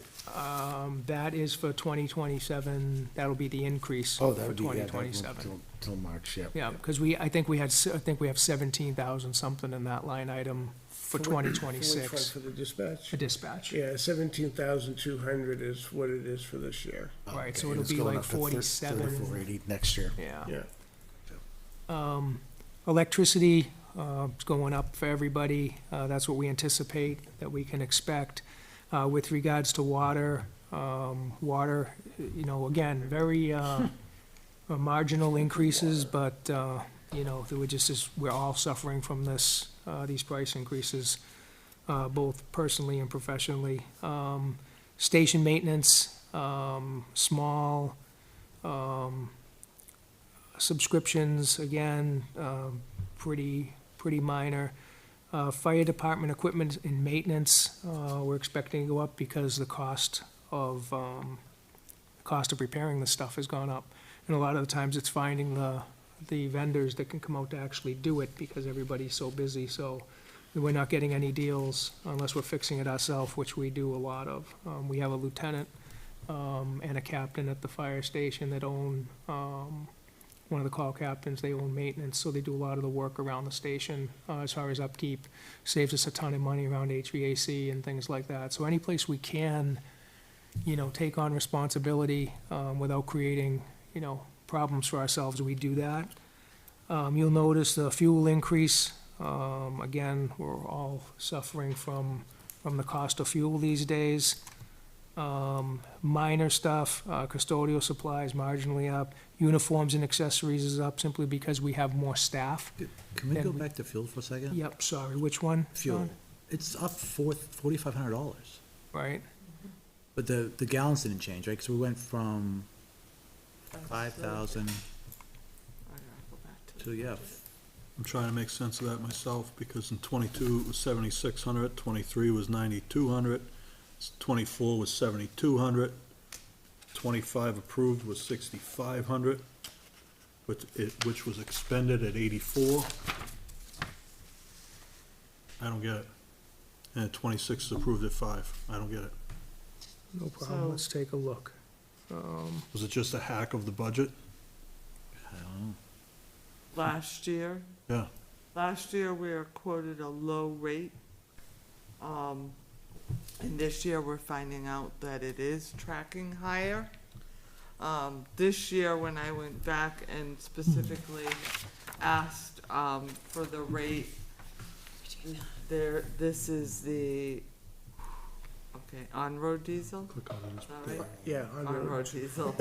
I'm trying to keep them all straight. Mystery. And so the rate had significantly gone up. And we believe it's because we were quoted low last year. I mean, if you, other than 2025, I mean, we overspent 2025 with the Yeah. fall year. Yes. We've been running between 7 and 9. Pretty much, yes, sir. Good thing is the new Which is why we squad brought actually it gets back up. better mileage than the rescue cut, so we. Oh, so we can reduce it? We could take some out of there. Sure. So I heard we can reduce it. Once we figure out how much it uses every year, sure. Yeah. No, Next year. the $5.07 is what we were quoted. It's not the gallons that are the problem, it's the last year, the rate was too low. Okay. Which we're running over. We're gonna run over this This year. year. But the 5 is the rate that we were given for this year. I can say that, this morning, Mr. Brown and I met with, an oil provider, a gas provider, about getting a backup contract for, and we did share the prices that we were getting, and they thought they were very reasonable. All right, thanks, Deputy. No problem. Just moving on, we talked about custodial supplies, marginal increase, uniforms and accessories.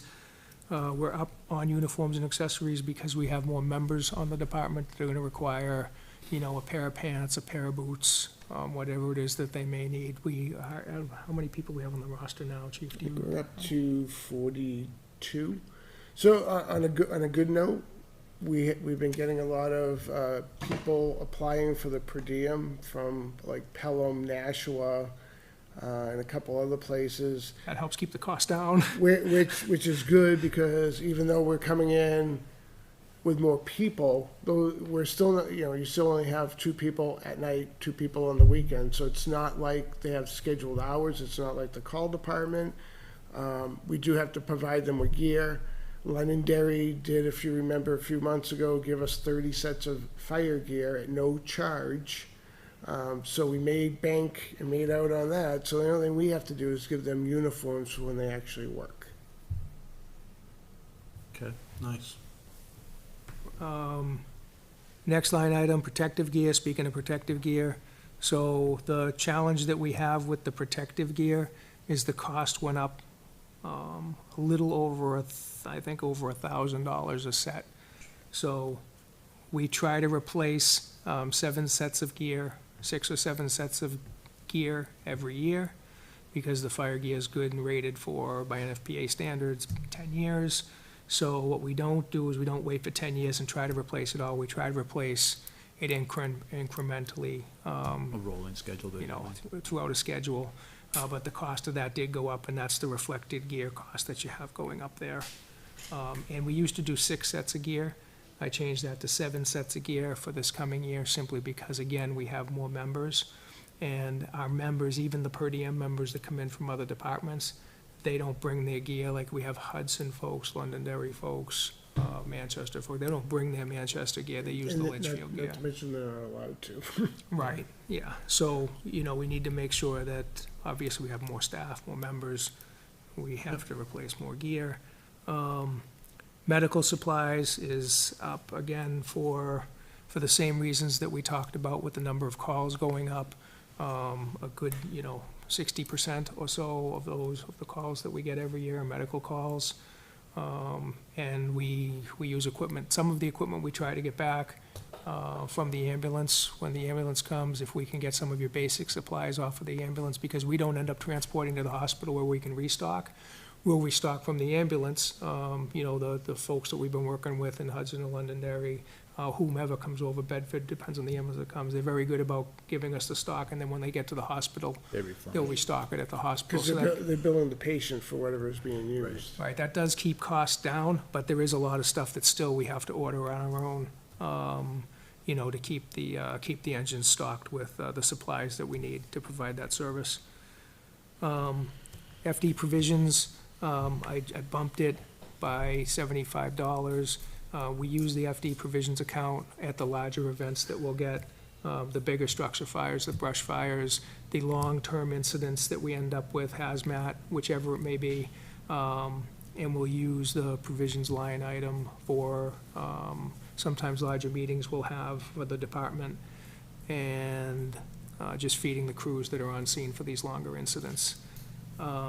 Seminars and Con Ed is up just because the cost of travel and everything else has gone up. And then down the bottom, you'll see that there's a cost offset. So the cost offset is $2,600. Heating is going to be, we anticipate is going to be down this year.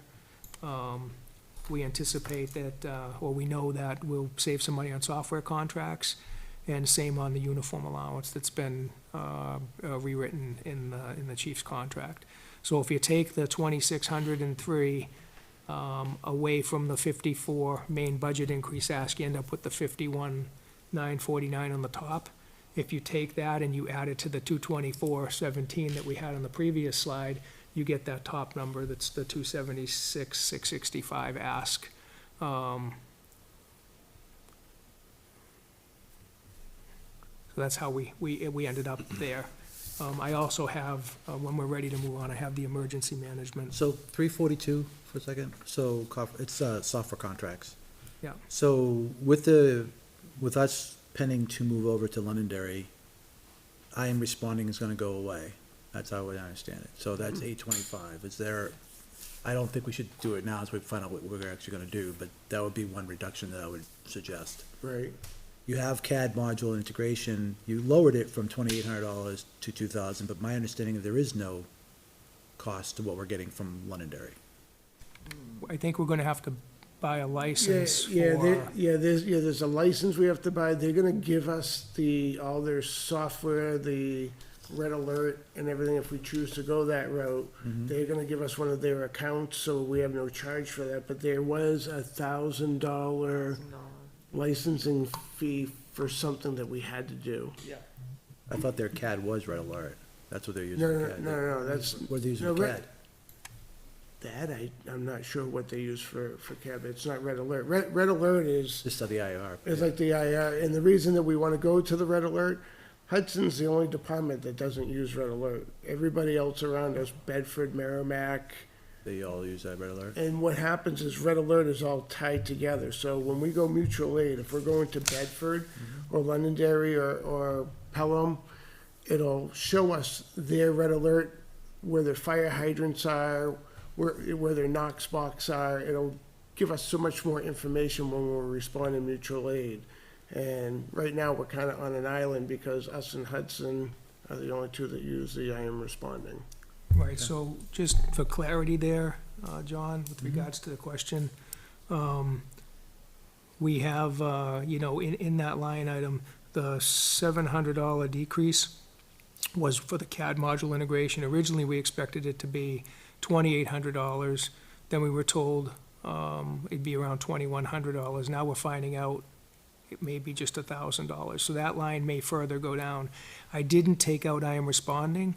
Because we've got a lot built into I am responding. Right, And right now, the CERT team as well uses I am responding. So I didn't actually take that out of the budget. The plan, and to be honest with you, timing-wise, we're probably gonna have to renew it for 2027 before we're on the other. So for Okay. this year, I don't think we'll be able to get rid of it. That's fair. That's fair. And as we have conversations with Londonderry, I will find out the integration and whether we can bring CERT over and make it so that the PD still has their account. So we'll find out all of that when we sit down with them. Yeah, exactly. And how much, we'll get as far as, administration capabilities for our people, right?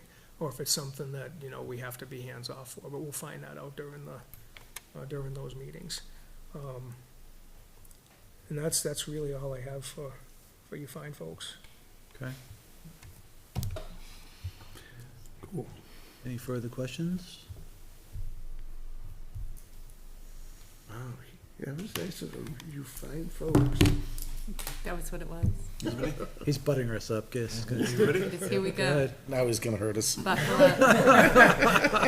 Buckle up. Zeros. Yeah, so emergency management's pretty easy.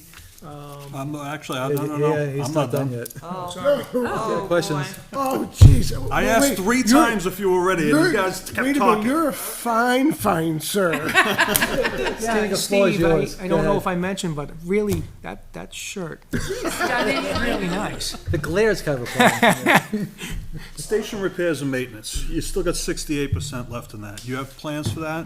And why are we Yeah. booking for the same amount of money? So, just That, give me an account number real quick. 430. 430.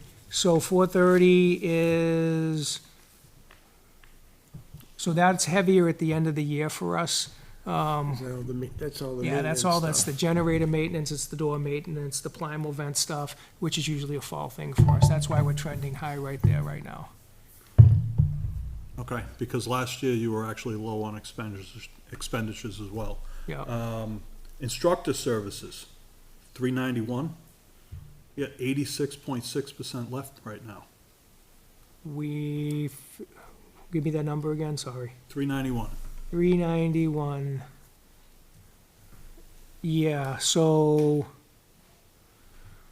yeah, we have money left. So we have, so last year, we moved some stuff, $6,900 in particular, out from underneath our 811 line item. We moved it over here because it made sense to move it. So that's your Fire 1, your Fire 2 certifications, your EMT certifications. It's all of the CDL training, EV fire stuff that we'll do. So we've been fortunate this year in the context, like the chief said, a lot of the folks that we're getting per diem that are coming in, so we don't have as many people joining the call department as we used to. We still get some. They're gonna have to go to fire training. We're looking at that now for 4 or 5 different folks that. For the fall. For the fall. So we will spend some money there, but because we've got the folks coming in, we've been fortunate this year to have folks coming in from other departments. They come to us fully trained and certified. A lot of them come at the AMT or medic level already, so we're not having to send them to EMT school. We're not having to send them for Fire 1 or Fire 2 because they come certified.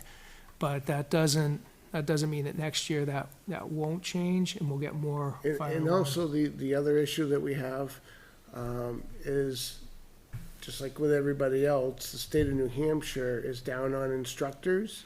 So classes that we need, they don't offer because they don't have instructors for it. So a good example is we just ran a Fire 1 class that we hosted this past winter. Took me a year to get it and to get the state to give me instructors for it, because for 3 years we had 5 people that weren't certified because we couldn't find them a Fire 1 class. Couldn't find a class So, close so we enough, have to have the money if a class comes available, but what they're trying to do is they're trying to allocate instructors for certain classes. And one thing that they're doing this year is they're revamping the Fire 1 class. They're actually trying to add additional hours to it, and it's going through committee right now. So right now, they're not offering a Fire 1 class because they plan on adding additional mandatory hours to the class. Okay.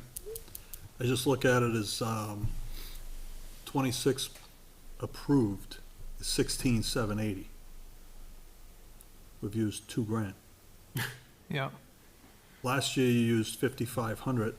The year before you used 4,100. I just don't see why we're at 16,000. That's all. I think if we look at the previous years, you'll find that the line items that we're talking about here were coming out of 811, not out of 391. And that's why I think they were lower, Steve. With regards to this being a higher line item now, the money moved, so it's semantics, it moved from 811 into the 391. Okay. And Just like that's why so- we ended up doing that with the 120 line with the on-call wages. We had a separate weekend coverage and everything, and then finally we were like, it makes no sense now, we should roll it all into on-call wages. So then it looks like we have a huge increase in on-call wages, but all we're doing is getting rid of a line and add it into where we're using it anyways. Okay. Yeah, so you're right. And again, I think this year's an anomaly so far. I think we will see the spend come up there.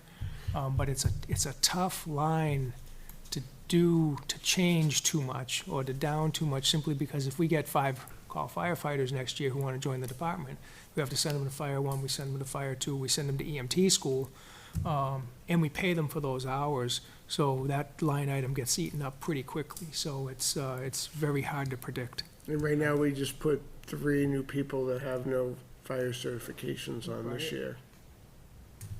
They're EMTs, so we're getting use out of them, but they're not firefighters, so we have to send them to firefighter training. Okay. The last one, pre-employment screening. Yep. It's a $10,000 line. You've used none. Because we've been very fortunate, because we have these per diem people that work for other departments that have already had those screenings. Yep. And we saved them, but we just did, actually last week, send somebody out for a physical, because one of these raw people that actually now live in town that have no certifications, and we have to send them to a firefighter physical, which is different from a regular physician's physical. Yeah, that'll pick up as well. I know there's at least 3 that will be going, that we put on. I talked to our captain about that, getting those folks out. Again, we've been fortunate to take on members, per diem members from other departments who have their physicals done as part of the other departments, and we don't need to send them for those pre-employment physicals, or the every 3-year physicals. We've got folks that'll be coming up on that as well in November. They'll have to go for their 3-year physicals. In order for us to send anybody to the New Hampshire Fire Academy, we have to, every 3 years, we have to recertify that everybody has had a firefighter's physical. So that's the thing, is we have a rotation. The last couple of times, we have people that don't need it, and then we're gonna have people coming up that'll have to cycle through again. Okay. I just look at the trends. We've never gone over 5,000 on that, and we have over 10 in the line. Yeah, if you take, when you get either, I'm glad to stay after the session, we can go through, I need to get, maybe you can come back, I need to get on my computer, but I can show you. If you take a look at 811 in previous years, these expenses were running under 811, so you'll find the money that isn't in 811 being spent anymore, being spent under. Yeah, but it's not being spent this. here either, is what I'm pointing out. It will. You'll see in the previous years, though, when you say you look back at 25, I'm looking at 24. 811. Well, I You'll don't know if the find more lines were money there. deleted, that's the other potential Actual problem. expense, 1591. They shouldn't have been. Eight There- 11. Well, there's a hidden line above it, it's on the side, It could be, because to your point, that line's been pretty flat for the last couple of years, but I don't know when the 811 transfer happened. I think it happened last year.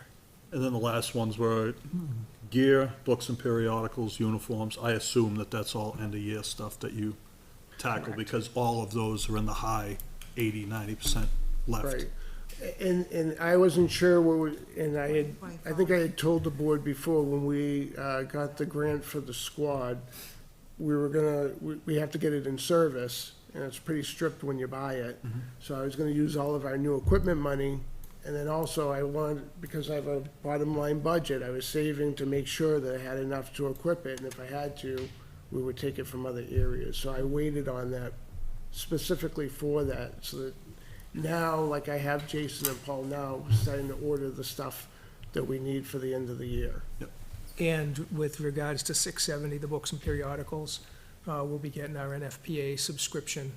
That's about a $1,600 subscription, so that we get access to, And we just got a bill today from the New Hampshire Firemen's Association, which is due for all the members, so we're starting to get those bills Yeah, in now. those bills will start to come in Yeah, I now. figured, I only bring those up because they're the other ones that are a lot left in them. Yeah. I assumed that they were gonna be end of the year.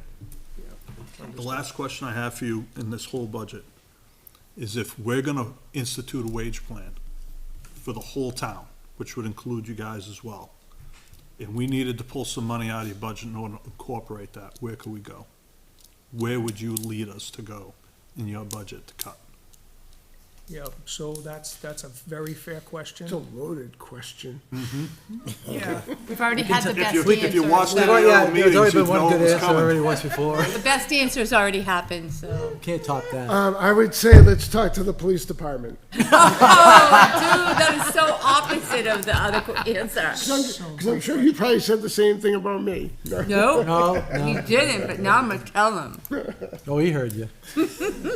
He'll be coming in soon, I'm sure. I think that's a fair question. We're $300,000 over the cap, driven dramatically by the voters' decision last year to fund the critical services in your department, right? So where in your department, is there any room anywhere that you think that you could live without or reduce without us trying to figure it out?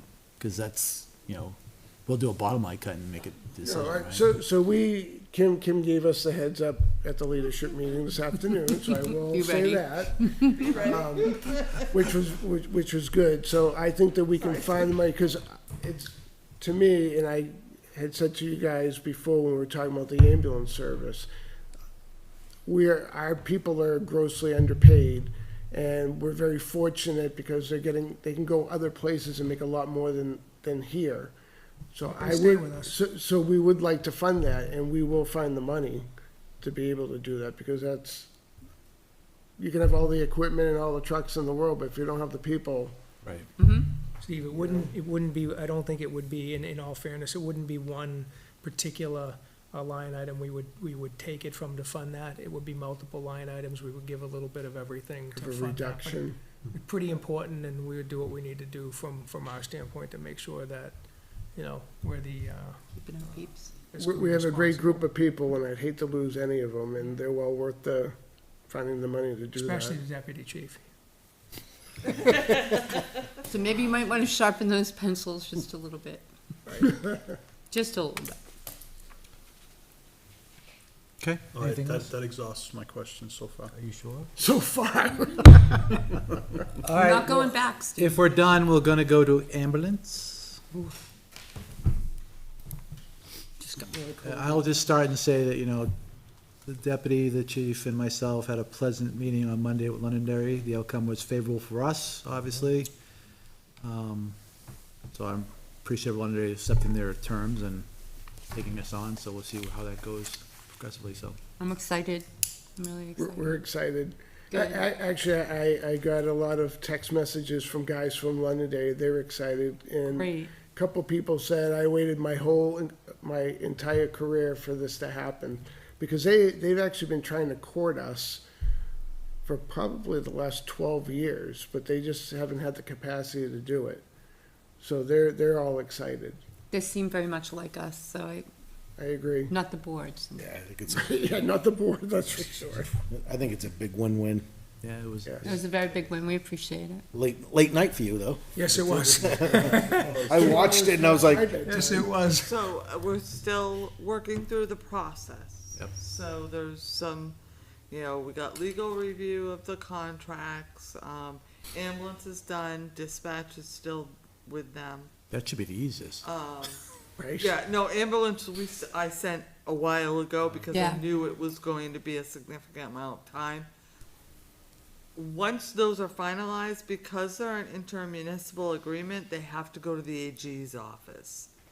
They have to be reviewed by the AG. Oh, okay. You look like you're gonna ask me the question. Go ahead. I was just wondering why, but, Are they gonna pay some Because of it it's for an us? intermunicipal agreement, the AG's office has jurisdiction, to make sure that, one of the things that they're looking for is that one municipality is not making a great deal of money off of another. This is supposed to be an agreement, this is supposed to be negative neutral, for pretty much, if If you're adding personnel like Londonderry is, that's a, acceptable. Justified, yeah. But, and Londonderry specifically wrote the contract that way, knowing that they did not want to make money off of Litchfield. They needed the extra personnel to cover Litchfield, and that's what, will be covered. So they'll go to, the AG's office right after legal gives me dispatch. Then we, Chief Nickel and I have a, meeting with Hudson on Monday. What's that meeting about? So there's gonna be a tail end to these ambulance bills, right? Because they have ambulance through the end of the year. Right. That's why we're not so quick to get rid of the 10 that is in the second line there, the uncollectible receivable. Yep. Because we've gotta sit down and figure out with Hudson what that tail is going to be. And so, we'll have a discussion how we transfer things over as delicately and respectfully as we can. Did we get any acknowledgement to the letter we sent them? I did not, other than the meeting on Monday. You really think we're gonna need 10? Well, considering last year was 19. Yeah, so with we've 20. been putting 20 in a trust fund besides this 10. I wouldn't say we need that warrant article, I say we just need this. Do we have any money left in the trust? 14,000. warrant. So we get plenty of covered and close it out. I mean, if you wanna take away the 10 and just live off 14, which is, we have no way of knowing, because remember, they don't bill us back until approximately 6 months. So we haven't even gotten the ones for this year, right, that it could be a February or an April bill that we won't get until October, November. Could be a December, you're not gonna get until June of next year. I mean, I like the fact that you said we could just reduce it. But I was thinking do more, whatever you I was want. thinking more of half. I wasn't No, we can't. necessarily thinking about wiping it out, but, no, that, we'll see how your meeting goes and we'll go from Because there is a there. potential to cut it in half. Yeah. Because if the last And couple of use years the I've been. trust? Well, whatever's left in the trust was 14 plus, the average has been 20, less than 20, so it's plenty to cover it if it's gonna be that, but to your point, we don't know, it's an unknown. We just won't transport any transients for the next 6 months. You can't do that. I know. He's being fresh. I am being fresh. I know. It's getting past his bedtime again. But I would say we don't use a warrant article to No. put more in there. And that, eventually, next year, Unless we can use it to 20. offset the ambulance charges. offset the regular Yeah, the in the line. 175? That's in 2027. Yeah. 28. Yeah. Oh. I'm saying, I wouldn't agree to add more money to it unless we could use it to pay towards the ambulance charge in our budget. No, it's uncollected. Right. That's I mean, what, we won't, this is one of the pluses of moving to Londonderry, is we will no longer be billed for, it's a very strong pro. Good doke. okay, if there's no more questions on ambulance, we'll go to emergency management so you guys can go home. Because fire hydrant's not really used, so we don't have to work that, yeah. Just remember, fire Uh, hydrant. 4290.10, Anyways, 4290.10, emergency management. It's, looks like the budget's flat, so no Flat. change, no increases, something to really talk changes. about. Predominantly, the generator's in here, yeah, there's nothing abnormal in here. We are in the process, because money so far has not been spent out of emergency management. The two people on our department that oversee the CERT team are in the process now of buying equipment for the CERT team, buying shirts and things that we haven't been able to purchase, so. But we waited again on that until we saw what everything looked like near the end of the year. And we'll get our bill with regards to hazmat. Yep. Right, That'll be coming in short. right, which had a small increase to it. Yeah, we didn't even put it in the budget, We it have was enough so to cover it small, there, it I was a think. couple, like, thank you to the Hudson. group, yeah. Hudson, Oh, that's right, Hudson coming in. Hudson joined our hazmat group. And so, because of the surplus, because they have to pay, a penalty for joining originally and then dropping out, about a $340 increase this year we're not gonna get, because Hudson's paying for it, basically. Okay. Yeah. All right, any questions on emergency management? Okay, thank you, gentlemen. Thank you. Appreciate it very much. Thank you very Appreciate your much. time. Thank you for getting us out of here at a, Not bad, right? No, Let's move to 422090 fire hydrants, which is not the fire department's problem. It's not I us. don't like the way you're saying that. It's not, it has It's their absolutely, you very problem if we much. don't pay the bill. what are they, again, I'm gonna go in public and say, what happens if we don't pay the bill? Because no one can give me an answer. He needs a big Good tanker. night, guys. Good Have a night. No, they not turn the water off, it's the same water service as you and me as as True, customers, so yeah. they can't turn it off. Alright, there's a link, Do it. I'm with you, let's just not Just not pay it. Right, we'll see what happens. Didn't get it. Dog ate just it. gonna go on record saying that I Don't think that's a good advise idea. against it, but do, But deep down, you know you are. but you're the board. It's just Wow. every year it goes up by hundreds of thousands of dollars, like, come on. And nothing's changed. $108,000 has gone up. I mean, so this is what we were concerned about during the merger, right? The merger the first year brings down the rates. It's designed that way. Unfortunately, as things shake out, you've had reductions of some customers. So you have a greater increase to the general population for residential because they've lost some commercial. I hate that model, I know. the cost shifts because they lost a big spending water customer. I know. That sounds like a personal problem. The majority though Business of decisions. the cost is the fact that they will get a 21% increase, which will probably be approved by the PUC in June of '27, but it will be retro to June of '26. That is the majority of the increase. Can our state reps help with that at all? No? I would say our state reps could talk to DES. My feeling is there should have been a greater portion of these costs put on St. Gobain, but that's my personal opinion. When It's when just- they're installing filters every 3 months that cost $2 million Crazy. to filter out PFAS, I would go look at who created the PFAS problem. Yeah.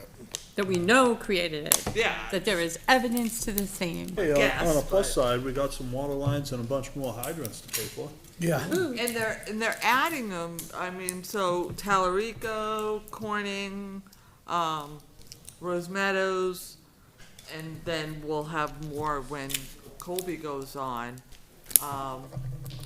We get charged for those. We also get charged for the ones that go online because of PFAS. They only pay for the paving of the road and the cost of laying the pipe. But when that hydrant goes online, it's our cost. Yeah.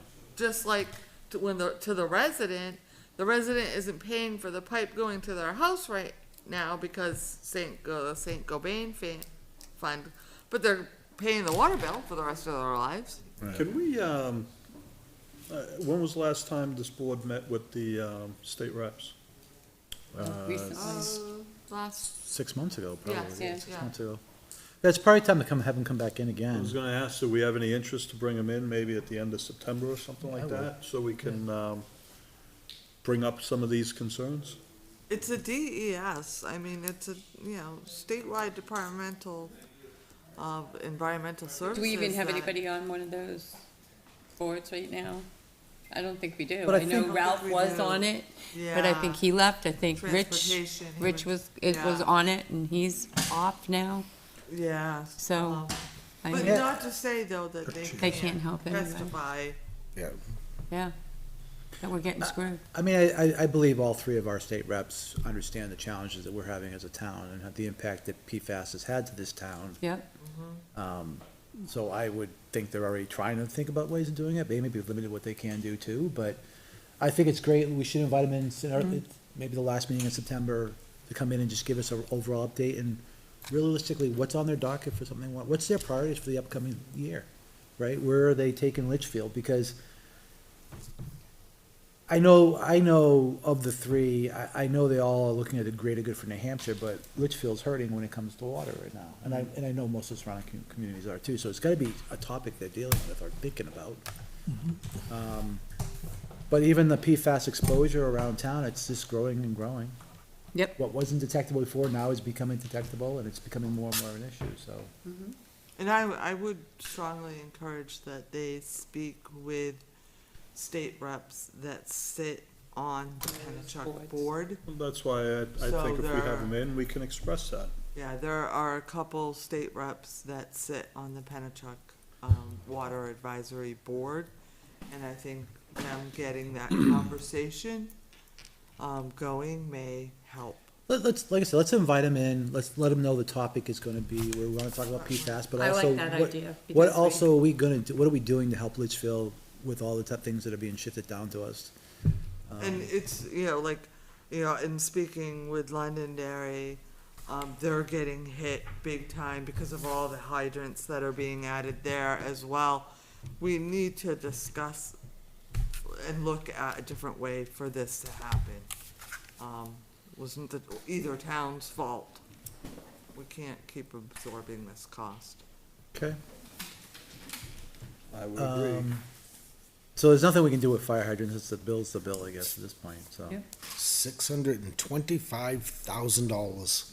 Just bend over and take it. It's up $108,000 this year. 108.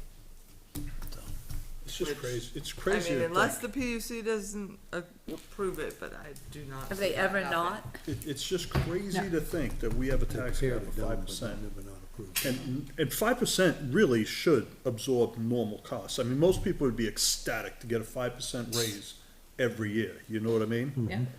And it seems like every year there's something new that's blows it out of the water. I think that the drivers though are, I don't think labor's not our challenge, because we do kind of manage that pretty well from an increase perspective. But you have all the unknowns, which you get fuel costs, electric costs, all the utility costs have gone up well over 5% in some Yeah. cases. Then you have the industry issues around just parts and pieces and things that are making up like our maintenance lines and all that stuff are going up because those costs are going up. I don't know what we're gonna do. I really legitimately don't know what we're gonna do as I look at all the budgets that come through. I mean, I know we have to present. No, we don't. Steve, Never believe it. I Ralph think, doesn't believe I it think either. we do, I but think we, I agree. No, and You I both agree on say that. it tongue in cheek because I think one year we did pass it on because it was such a small gap, we couldn't go there. Right. But, I do think we need to come down, but think about it. I don't know where. $300,000, unless the revenues blow us away, that kind of reduces that fracture. The revenue should be pretty We hope- good, let's but we hope. have a big ticket item that comes right off the revenue, right off the top of $500,000. what I'm looking at today holds That's not true, right. which I just want to, verify with our finance director on Monday. We'll have an answer for you Monday night, but I think that is going to be our answer. It is going, maybe. Kim might have an answer. Good, I might sleep. Way to get the hopes up, Kim. Yeah. I like that. Only to squash them. Oh, she would not break our hearts. No, we gotta find a way to fund these things. All of these things are so important for the people, like, the fire department coverage last year, it's really important for the people of Litchfield. Well, It's one of those things that you don't realize how important it is until you need it. Correct. And then all of a sudden, Yeah. you have to have it. And that's, I think of the whole group as family. that we have to make sure they're all taken care of, Right. because So we're a we'll small keep breaking town. pencils Monday until we find. All right, All right, so I think that wraps up our first review of all our budgets, right? You guys covered all the other ones last week, on Monday, and we did all last week, so. Yes. So the board's pleasure moving forward. What do we have for Monday left? Police? Nope. No, we this did is it. here. Oh, that's right, we we did did that. it. We have revenues and debt. And Thought that was it. Personnel administration, so it's all the health insurance, advertising. So it'd be agent. good so a meeting. lot of things we don't have yet. Yeah, and then But you we have- also have a regular meeting that night as well. You do, Yes. you do. And as a reminder, I will not be here. I have to be away on a business trip, so Okay, we're good. My thought, Kim and I were talking about it earlier too. I do think we need to plan for a few extra meetings to get through the final approvals. And one thought was, you hold your business meeting on the 24th, you get through these small, what's left in the budget, come to an agreement. We start our voting, we have a special meeting on October 3rd, which is a Thursday, I won't. October 3rd. September. September 3rd. September 3rd, thank you. How about, why, man, October? October 3rd is a Saturday. Yeah, September 3rd on Thursday, that will be our first meeting to look at reductions and changes and modifications. And then, depending on where we go, potentially the 10th, I think it's the 10th, right, would be the next The Thursday? next Thursday. Because that gets us, we're outside of Labor, we have the long weekend then coming up Labor Day and stuff like that, so that kind of just gives us a little bit more space. It also gives, if we make all those actions on that Thursday, it gives the staff enough time to go through it and figure out what those impacts are, present us a final on the 10th, to finally approve, to get it ready for budget by the 13th, I think it is, right? So, We have a meeting on the 14th of September, it's gonna be too late, because we have to have it in the budget by the before. and I just want to let you know I will not be here that day. Oh, we're gonna swap places? That's why we should do the 10th. Yeah. Um, I'd like to if everyone's okay with those two extra meetings, I I'd can like do to wrap those. it up. And then also, if we have to bring somebody back in, it gives us the time to just focus on the budget, get them out of the way, keep the meeting short, Yep, get out of here. yeah, I like that it's 8:30 and we're not. You guys were done at 7:30 the other night, so I was, That was awesome. I don't know what was different about that Must meeting. We were efficient. But some of us were up till midnight watching something else. I know, my phone kept on blowing, what's going on? I only asked once, you only asked once. And then I found it, so I watched it too. Oh, I Oh, asked. you did? I did not ask. I did, I watched 100% did. I informed everybody, but, you know, Yep, 100% did ask. I couldn't help myself. Well, because that had to happen. That was another thing. I need to stop like missing sleep because of this stuff.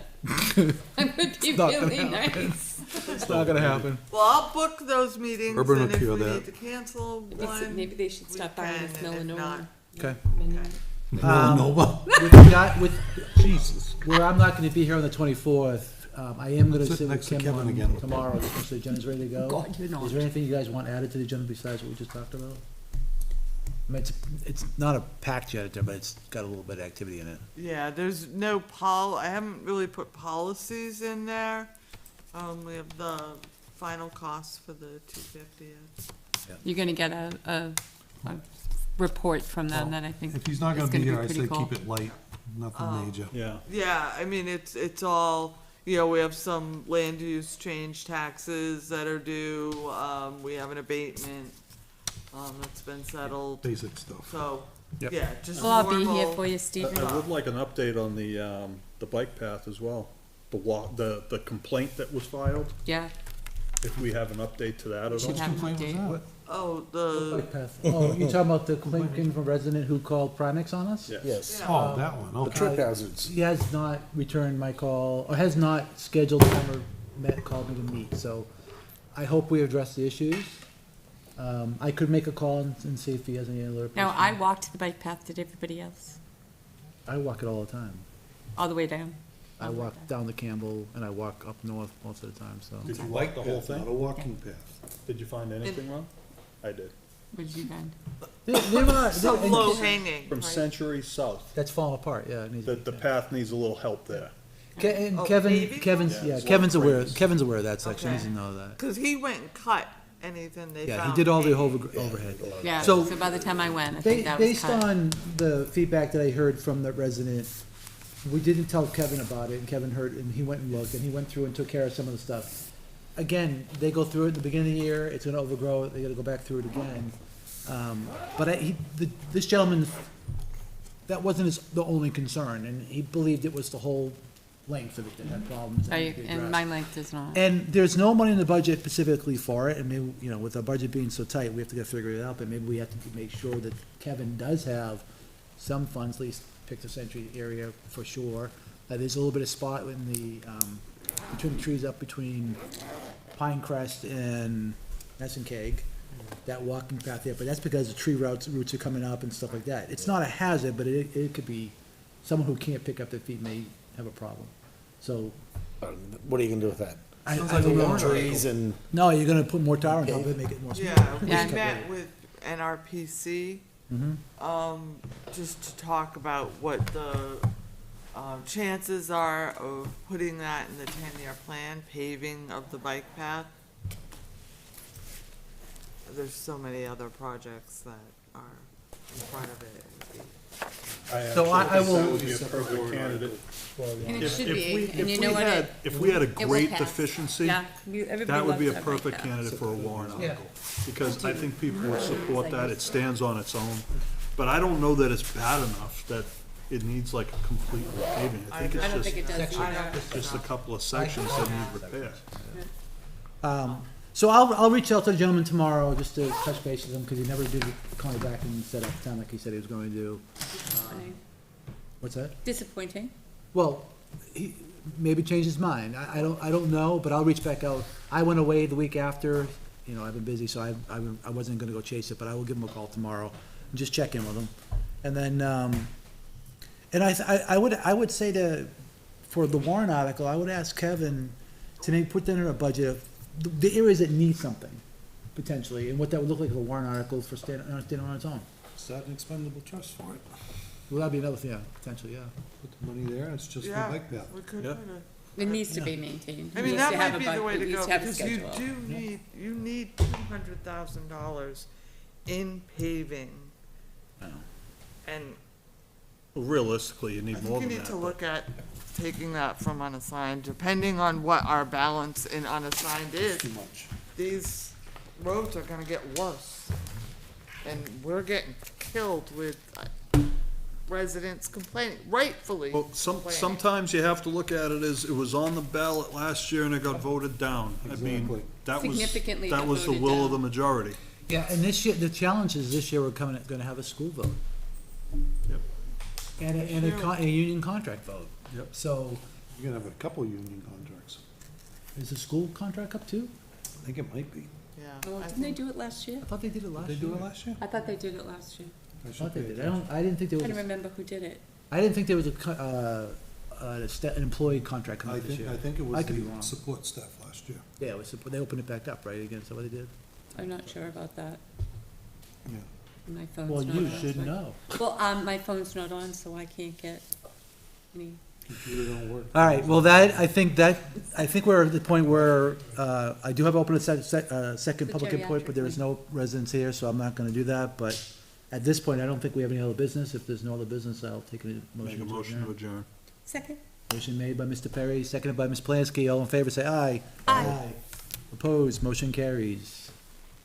500. Our next meeting will be August 24th